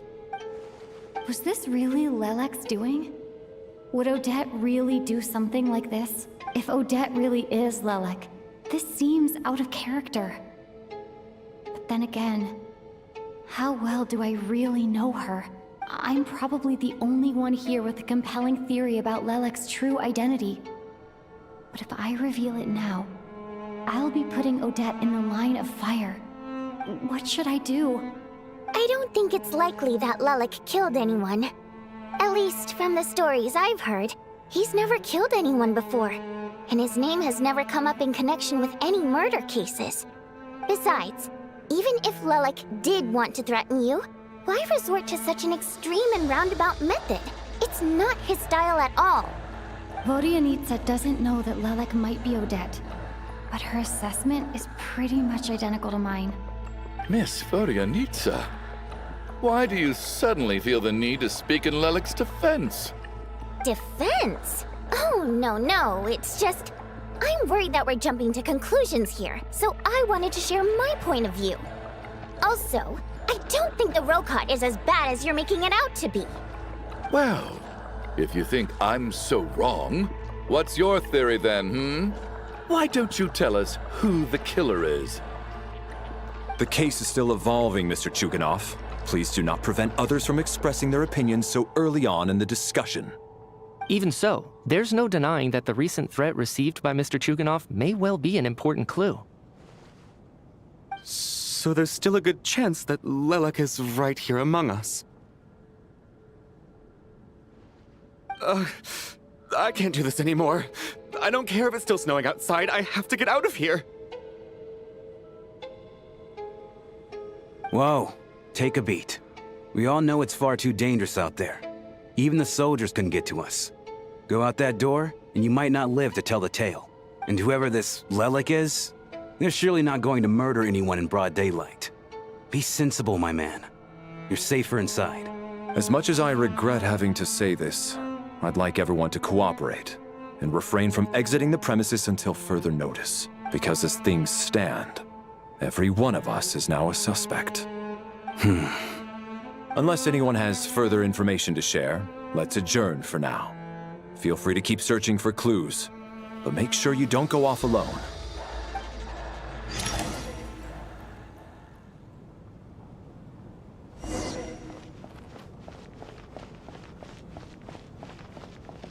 You seem to be very comfortable taking charge, Major. You took the reins as soon as things went south. I simply made an executive decision that someone needed to take control of the situation on the military's behalf. Does this offend you? No, quite the opposite. We feel much safer for it.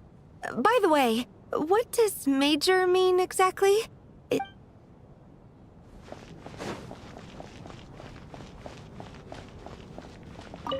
I still find it hard to believe there's a murderer among us. There's no guarantee that you can trust your classmates. Especially not when you're locked up together. Why did they do this? Was it for money?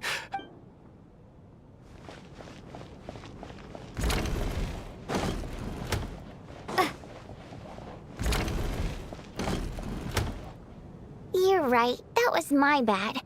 It was a knee-jerk reaction. I didn't think it through. Luckily, no one suspected my identity. Oh, phew. It's just you. I thought someone was eavesdropping. Since Vodianitsa and I were on the same page earlier, I think I should share my thoughts with the Rokot members first.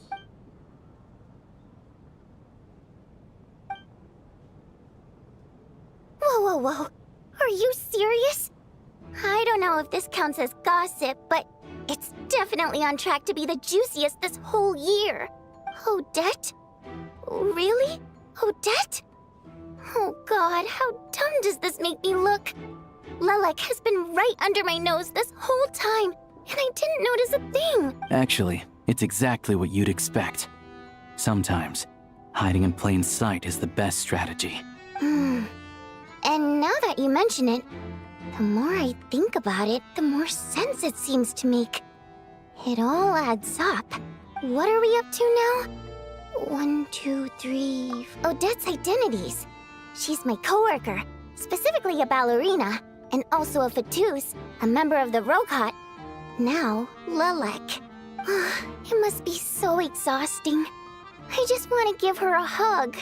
I guess since I've always known her as a member of the Fatui, it never even crossed my mind that she could be involved with the Rokot.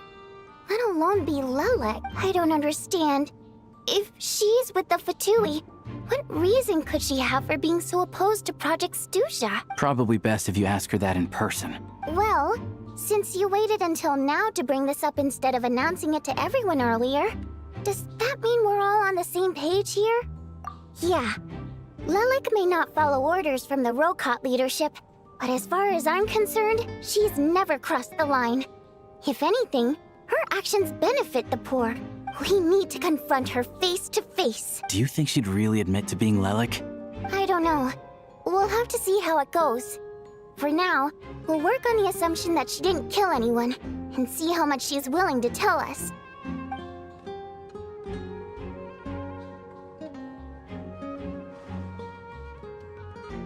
Now's her chance. Odette's alone. Let's go. Hey, Odette. What is it, you guys? Shh. Keep your voice down. We need to talk. So, you're Lelek, aren't you? Alright, fine. You don't have to say anything or explain yourself. Just hear me out first. None of us believes you kill innocent people. Whoever murdered those 2 people last night, it wasn't you. The Traveler was the first to figure out your identity, but she kept quiet during the discussion just now. Still, it's clear where the group consensus is heading. Everyone believes Lelek is the culprit. If your identity is exposed, you'll be in a really bad spot. We're your colleagues, and we know what kind of person you are. I don't want anything bad to happen to you. So, can you clue us in? Tell us everything. The more we know, the more easily we'll be able to cover for you. Alright. Yes, I'm Lelek. And no, I'm not the murderer. And thanks, but I don't need you to cover for me. Actually, I'm planning to reveal my identity. Huh? You're gonna reveal that you're Lelek? Here? That's right. I'll admit I was surprised at first when Chuganov guessed that I was here. It was just a lucky guess, but it caught me off guard. But after taking some time to assess the situation and confirm where everyone stands, I don't believe I have anything to worry about. Are you sure you don't need a second opinion? Given the circumstances... Mr. Valeri! What?!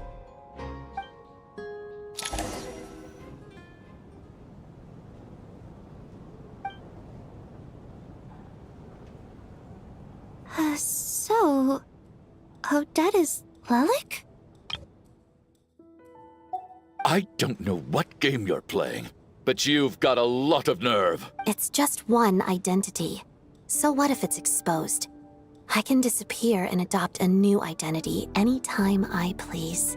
I made my peace with this when I chose to become Lelek. But more importantly, I promise I am not the murderer.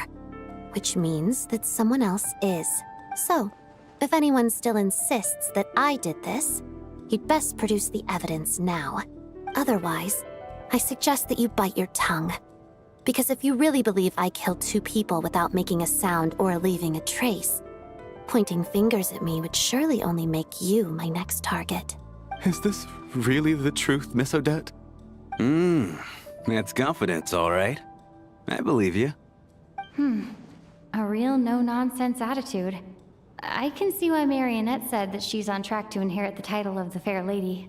Are you seriously buying this? Hey, officer!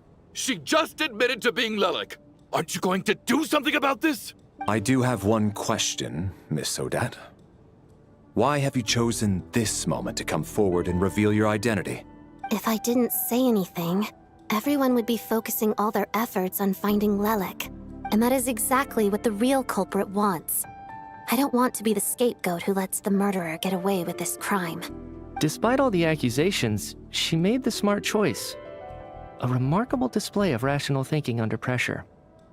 Clearly, Odette's talent extends far beyond the art of dance. She thought so far ahead. Ugh, why do I always feel like I'm one step behind her in everything? You've convinced me. Dealing with the murder case remains the top priority right now. Let's put the name Lelek and all related incidents aside until further notice. Nevertheless, the group still considers you the prime suspect. I assume you have no quarrel with that, Miss Odette? I understand. You're welcome to keep an eye on me around the clock. I have no objections. Mr. Chuganov? For my wife and daughter's sake, I'll let you off the hook for now. But don't think you're forgiven for breaking into my house and threatening me. Just wait till we get out of here, Lelek. We'll settle the score then.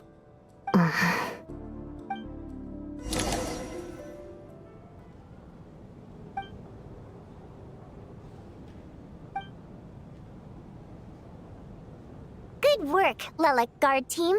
And Lelek, too. Here, have some hot water. Turns out Valeri knew about my exploits, so now I've been told I have to guard Lelek with him. Shouldn't you be facing my way if you're guarding me? At the moment, it looks more like you're my bodyguards. If the true culprit is indeed still at large, as you have claimed, we must keep our guard up against them also. Don't worry, Tonya. We'll get through this. Once the snow stops, the officials will step in. The investigation will get easier, and then we'll be safe. But once the snow stops, won't everyone just leave? You're gonna miss us, huh? Well, some of us work at the theaters, so we'll still be here. I'll even give you a special backstage pass. Really, Miss Vodyanitsa? That's awesome! You've made a fan for life. Aw, you're so cute, Tonya. All right, let's swear to it. I promise to give you the pass, and you promise to never change your mind about being my fan. Promise. Don't indulge her, Tonya. You don't have to swear an oath over things like that. You really do get carried away sometimes, don't you, Miss Vodyanitsa? Hey! Mind your own business!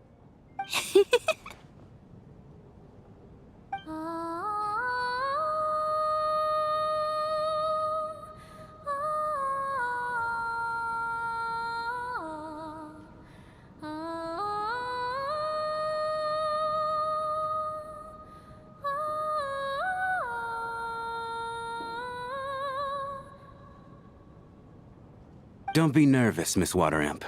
Everyone's here. There's nothing to be afraid of. Excuse me? Do I look nervous? Don't be ridiculous. No, no, no. You sound nervous, lass. Oh. Wait, but how... Okay, plenty of people know that I'm a water imp, but still... How come you understand our primary mode of expression? Primary mode of expression. I've not come across that concept before. Do enlighten me, Vodyanitsa. Well, it's just... We water imps tend to communicate our emotions to each other by singing, rather than facial expressions. The emotions we convey through song take precedence over our facial expressions. So, we think of it as our primary mode of expression. I'm impressed, Shram. I didn't take you for a man of culture, but you're clearly rather learned. It's not about being cultured or not. The thing is, this mode of expression can usually only be understood by other water imps. It's not a simple case of a song sounding happy or sad. And yet, you're clearly human, Mr. Shram. It's really not the big deal you're making it out to be. I think I just have a knack for it. Plus, I have a... very close friend who's a water imp. A delightful lady. But keep that a secret. Anyway, we spent so much time together that before I knew it, I noticed I could understand her expressions. Oh, I guess that makes sense. Still, the fact that you have a water imp friend is even more surprising. I'd better watch what I'm singing when I'm around you from now on. Hey, what are you implying? You're not secretly insulting the audience in your songs, are you? Heavens! Why would I do a thing like that? It's getting late. We should discuss our sleeping arrangements for tonight. To guard against the killer, someone needs to keep watch. I suggest that we don't sleep in separate quarters tonight.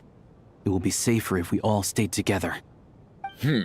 As long as someone keeps an eye on Lelek, I'm quite sure we won't have any trouble. Are you saying that you wish to bet your life on Miss Odette being the killer?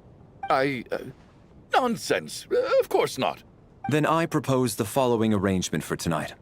The Traveler, Odette, and I will form the Night Watch.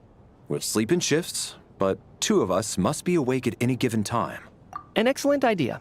This allows us to handle the Night Watch while also keeping an eye on Lelek.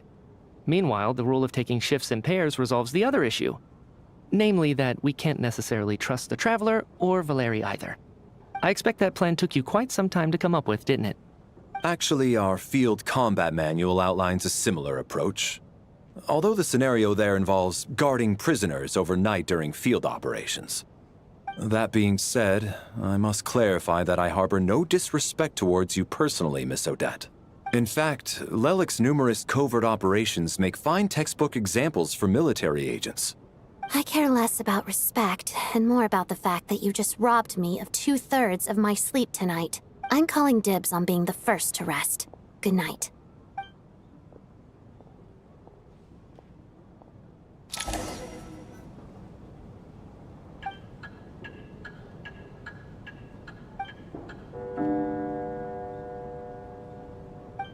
It's almost time. We should wake Odette. How are you faring? Oh, not going to argue with that. I'll take a quick nap. If you start to feel sleepy, wake me up anytime. It's finally time for Odette and I to share the night watch. I should wake her up.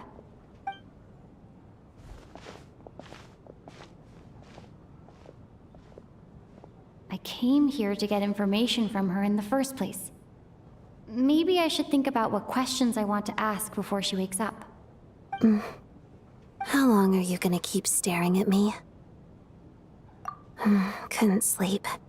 My mind's been running haywire. Plus, there's something I've been meaning to talk to you about. I had a hunch that you wanted a conversation too.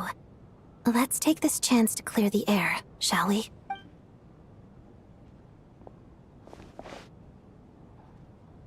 I just had a simple question for you, really. It's, Rosaline. In her final moments, did she have any last words or anything?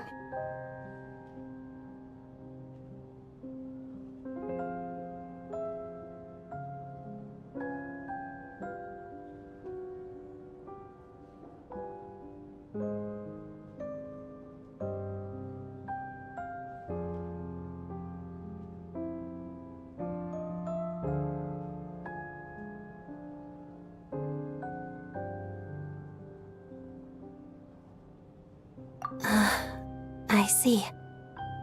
Well, that was all. I have no other questions. No. She was utterly ruthless in pursuing her goals. That kind of person should be hard to miss. And yet, even though I never approved of her methods, and she was an abrasive person, the fact remains that I am indebted to her. Oh, she told you. I guess that makes sense. I think she and Rosaline were on pretty good terms. Yes. Rosaline wasn't the kind to gossip about this sort of thing. Not that it's any huge secret to me, though. When I was a child, I had to join the Fatui for the sake of my mother and me. I trained under Rosaline. It was extremely grueling. And it didn't exactly come naturally to me. All I could do was try to ignore the biting cold and practice. I was a newcomer who'd managed to make a good first impression on a harbinger. There was pressure to live up to her expectations. To be worthy of the fair lady's reputation. Every day was a struggle against the cold, pain, and fatigue. And most nights, I struggled to fall asleep. After enduring all that, I've become almost immune to the sensation of pain. I suppose that was the cost of survival. Surely, any child who had to experience that would grow to hate her lot in life, don't you think? So, I put an equal amount of effort into my ballet. Because in my young mind, that was the only way to defy my fate. It was my way of telling her, the Fatui's demands and your expectations of me are not what I wish for. One day, I will leave. I think she probably blamed my poor performance in training on my passion for ballet. She knew my heart wasn't in it. One time, when I was secretly practicing a dance at night, she suddenly showed up. I knew she was there to catch me red-handed. I told her, You don't deserve to watch the dance I learned from my mother. She looked stunned. I guess she was surprised that I lashed out first, before she had the chance. But strangely enough, on that occasion, she wasn't fierce with me like she was during training. Instead, she fell silent for a moment, and then left. After that, she never interfered with my dancing or asked me how it was going. She never came to watch me dance again either. Not even once. She was. But even now, whenever I take out this core Ignis, I can't help but think of that night. Of the look on her face. Sort of. Although gift might be too kind a term. This is her flame sealed within ice. A symbol of her favor, yes, but also her way of keeping an eye on people. She knew the location of every piece of core Ignis. If any recipient started acting suspiciously, she'd be on to them immediately. Trust her to make even a mark of approval feel suffocating. So, when news of Rosaline's death reached Snezhnaya, many people immediately crushed their core Ignis. It gave them a profound sense of relief, like they'd broken free from her shackles. But I kept mine. With my sensitivity to pain being as dull as it is, the warmth from this core Ignis is one of the few things I can still feel clearly. I still wonder, did she really come to stop me that night?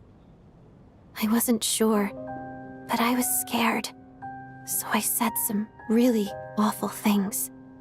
I guess she didn't leave anything behind. Not that I expected her to. It's fine. It's just a bit of a shame that we couldn't settle our differences before the end.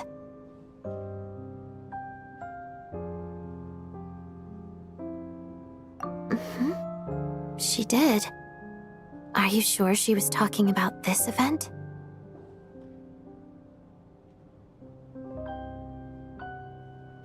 Huh. No, she didn't. I didn't even find out that she'd gone to Mondstadt until a while after she'd left. Wait, in that case... Okay, I will. Thanks for letting me know. There's something I'm trying to figure out. I'm beginning to suspect that Paimon's mystery illness is being caused by the energy research behind Project Stuja. Paimon's very important to me, so I have to get to the bottom of this. I figured that since you're Lelek, you might know something about all this. The ultimate goal of this energy experiment is to create a weapon for the final battle. The weapon's construction was completed in Nodkrai. Now, all that remains is to arm it with a sufficiently powerful energy. Yes, the weapon's development and all the related experiments are overseen by Lord Piero, the Jester, and the lab is located deep within the Armory Palace. I'm not sure why this experiment would be making Paimon feel unwell, though. The best way to get to the bottom of it would be to go there in person. Once we get out of here, I'll help you apply for an entry permit. And I'm hardly the organization's proudest member, as you know. You answered my question about Rosaline. I want to do you a favor in return. Huh? What's wrong? Are you not feeling well? You two seem to be hitting it off. I thought you were sleeping. Of course I was. In the military, one learns to fall asleep quickly, even in the most inhospitable environments. It's vital to staying alert and energized. Why? Is something wrong? Even if he was awake, he can't have overheard us, right? Well, thank you both for keeping watch. Traveler, I'll take over for now. It's your turn to get some sleep. Sure.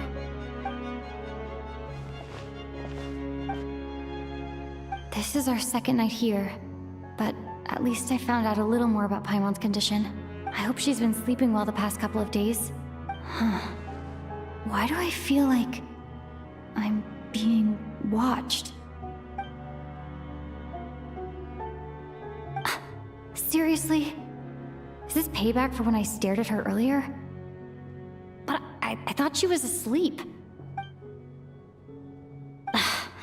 never mind. I'd better try and get some sleep myself.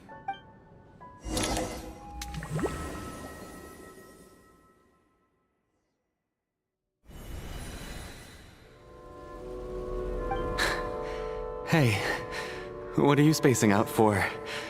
Are you reaching your limit too?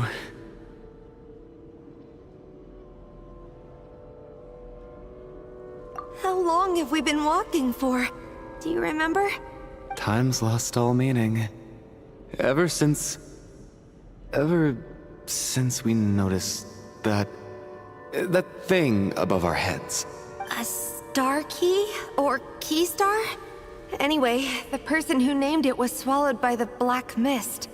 Whatever it's called, ever since we noticed it, we've been walking up and up, hoping that. But it seems like no matter how far we walk, we never get any closer. Well, we've come this far. You never know. Maybe we're almost there? Come on, enough moping. Let's go. The black mist is catching up.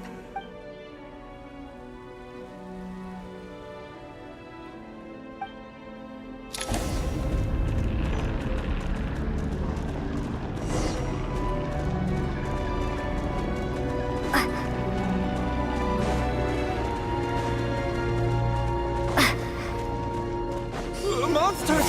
Watch out! Not again! I've lost count of how many times we run into them. Be careful. What the? Is here. What the? Firestorm! What the? Fighting frost!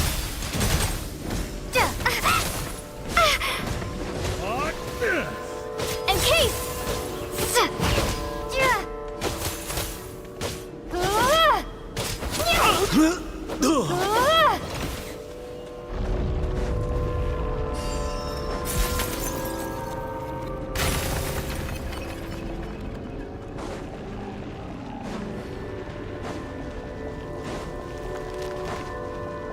Here they come again!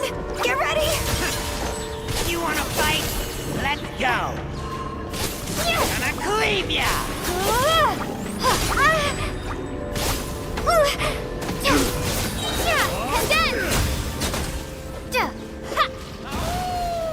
Get a load of it! What the? Encase! What the? What the? What the? What the? What the? Gotta...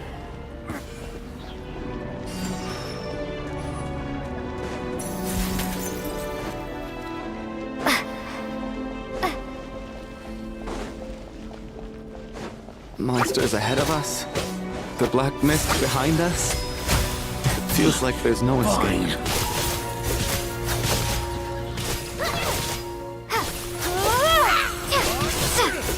Shut up! Run faster. Backup is here.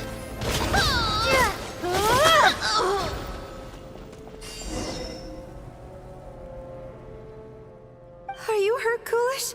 No. I'm fine. It's just... Suddenly I don't want to walk any further. I get you. Yeah. The hope that the star gives us is the only thing keeping us going. Otherwise, why would it always be out of reach? We know you mean well, but you're only saying that to try and encourage us to keep going, aren't you? Thank you, friend. But enough is enough. You're going to continue, aren't you?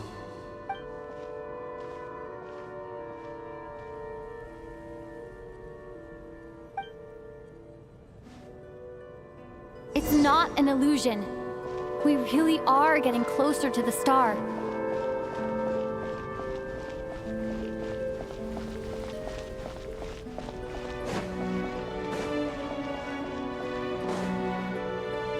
Congratulations.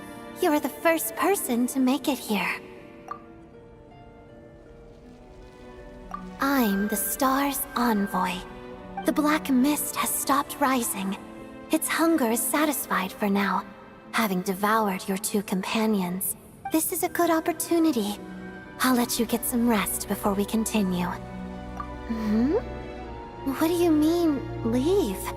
The star represents the starting point. It's the waypoint for the beginning. Congratulations on reaching the starting point.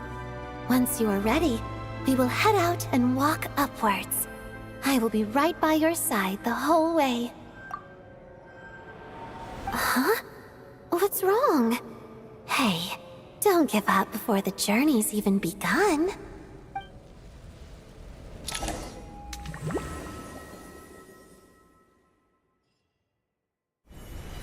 Rampana! Rampana! Is that Vodyanitsa's voice? Coolish, wake up! Please wake up!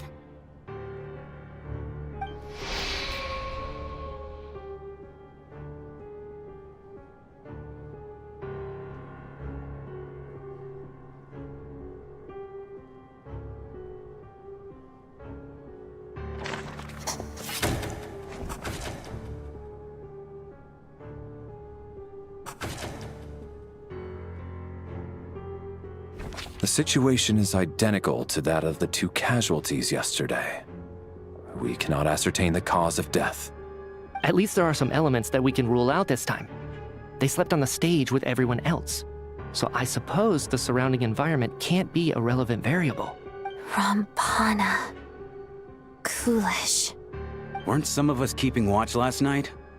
3 of us, in fact. How could you not notice something was wrong? I'm as confused as you are. Certainly nothing unusual happened on my watch. Likewise, and from what I've observed so far, both Miss Odette and the Traveler can be trusted. To be honest, I didn't get a wink of sleep last night. I couldn't help but think I was the target, so I just laid there with my eyes closed. I heard the Traveler and Lelik chatting, but otherwise I don't recall hearing any commotion during the night. Me too. I didn't want to wake everyone up, so I was concentrating hard, trying not to cough. I hardly slept at all. If anything had happened, I'm sure I would have noticed. Then, what could possibly be causing this? Once was bad enough. I can't believe it happened again. I worked closely with Rampana and Coolish for so long. I never imagined that one day they'd... And on the stage of all places... Vodyanitsa. 4 victims in just 2 days, and we still don't have a single lead. I need to get to the bottom of this as soon as possible. And above all, keep Tonya safe. I'd never be able to look Child in the eye again otherwise. Still snowing? Yes, I just checked. Still no sign of anyone outside either. So we only have ourselves to rely on. If you ask me, this killer can clearly strike whenever they please. The Night Watch was a useless endeavor from the start. Lelik must be an expert in poisoning. Clearly she used some poison that can't be detected on the corpse. Here we go again. Listen, I was already thinking to myself last night, was Lelik's reason for revealing her identity the real story? Well, now I have my answer. It most certainly was not. She's been playing us for fools. You get off on this, don't you? Revealing your identity, only to carry on with your killing spree? That's a hideous thought. One that only a hideous mind like yours could dream up. How dare you? That's enough! Yesterday, you named Lelik as a suspect because the victims were both wealthy merchants. Lelik might have had a motive then, but today's victims were just ordinary people. Not to mention that they were colleagues of Odette and mine. What reason would she have to murder them? Let me guess, just to scare you? Who knows? Maybe you don't know her as well as you think. I implore you all to ask yourselves, how many people are there really in this world that have what it takes to kill another person? Not many, I'd wager. Lelik is well known to be a ruthless operator, and now she has revealed her identity. How could it be any more obvious? Everything you've said so far is still just conjecture, which doesn't constitute a concrete lead. You need to back up your claims with some evidence. How can you defend her, officer? What did she say to you while you were on night watch? Maybe I shouldn't be so surprised. You military types are always colluding with criminals to target the rich. All so you can get your grubby paws on our hard-earned fortunes, then tell us to fall in line. The Fatui, the Druzhna, and the Rokot. Thugs, the lot of you! Don't you dare! Sir, but you were the one who told us not to stop other people from expressing their opinions yesterday. 4 people have already died. Only yesterday I was chatting with Mr. Coolish. Then we woke up in the morning and he's... Turning against one another is the last thing we should be doing right now. Little girl. Even if Mr. Chuganov is a puffed-up, pig-headed windbag who doesn't have a clue what he's talking about, he's still one of the victims here, isn't he?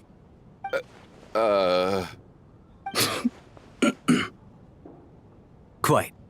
I had no intention of resorting to violence. But you're right, Miss Tonia. I ought not prevent him from speaking his mind. In any case, I believe Mr. Chuganov has calmed down a little now. We may resume our discussion. I don't think there's any need for that. What is there to discuss? Nothing about this situation is normal. Did you have an idea, Mitya? You're the brainiac here, right? Come on, clue us in. I've been mulling something over. All the leads we have so far concern things from outside the theater. Miss Odette's alter ego, the threats Mr. Chuganov received. But then there's the 2 double murder crime scenes themselves, which have given us absolutely nothing to go on whatsoever. That's highly unusual. Even with the most careful killers, there's always some evidence left behind. So what are you suggesting? I think this could be a supernatural event. It isn't characteristic of human-on-human homicide at all. Correct me if I'm wrong, but aren't you supposed to be a scientist? That doesn't sound like a conclusion someone like you is supposed to make. I got into scientific research because of my insatiable curiosity. But if the present situation defies all known scientific explanations, I don't mind shifting my curiosity toward the paranormal instead. Now that you mention it, I remember when I first came to the theater. I heard rumors about this place being haunted. Haunted? Yeah, I think I heard the same thing. But I mean, they're only rumors, right? We've worked here for years. Surely we would have noticed any spooky goings-on by now. Well, this has taken an unexpected turn.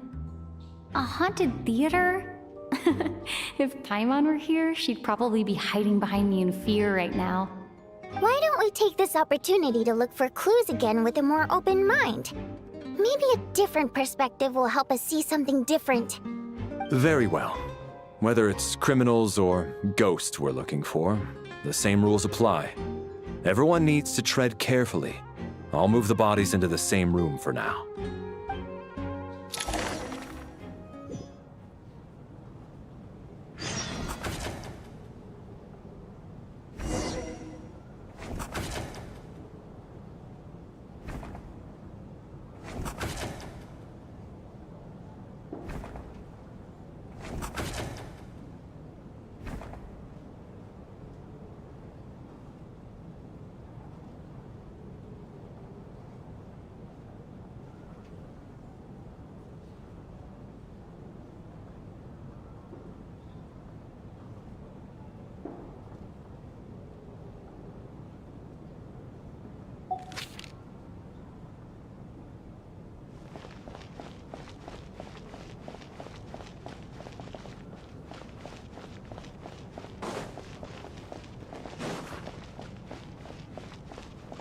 Chin up, my man.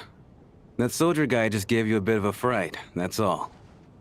Think about your wife and kids back home. That'll get you your mojo back. Me, for example? Whenever I get hungry, tired, sleepy, or thirsty, I just think about that water imp friend of mine. And everything's suddenly alright again. So daydreaming about women somehow removes your need for food and water, does it? Don't be absurd.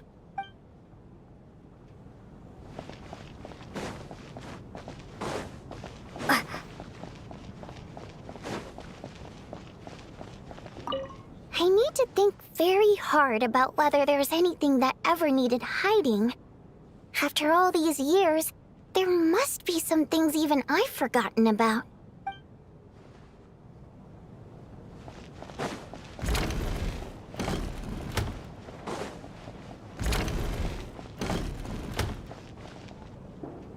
Tonya? Did you find anything? Not yet. Still looking. So... Are we supposed to be looking for something paranormal? I think I'd prefer teaming up with you than looking around on my own. This looks like somebody's notebook. Shall we read it together?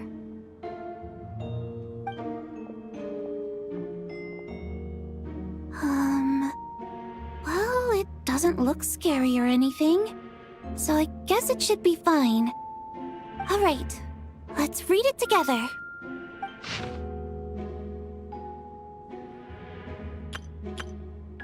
Huh. This has to be Vodyanitsa's writing, surely. Maybe it's a little rude for us to peek at this. I feel like I just read someone's secret diary by accident.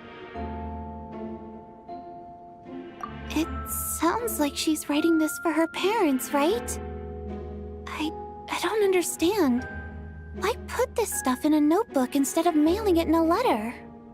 Because her water imp parents belonged to the aristocracy, who were driven out of Snezhnaya by the Tsaritsa long ago. And now they live somewhere new, where the postman can't get to.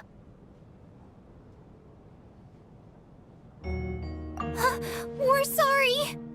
It's fine. My fault for not storing it properly.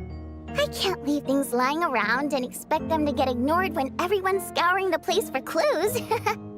All right, give me my notebook back. I'll take over the investigation in this room.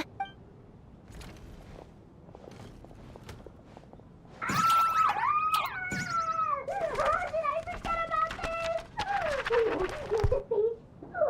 God, and this one. Oh, my. Why am I so embarrassing?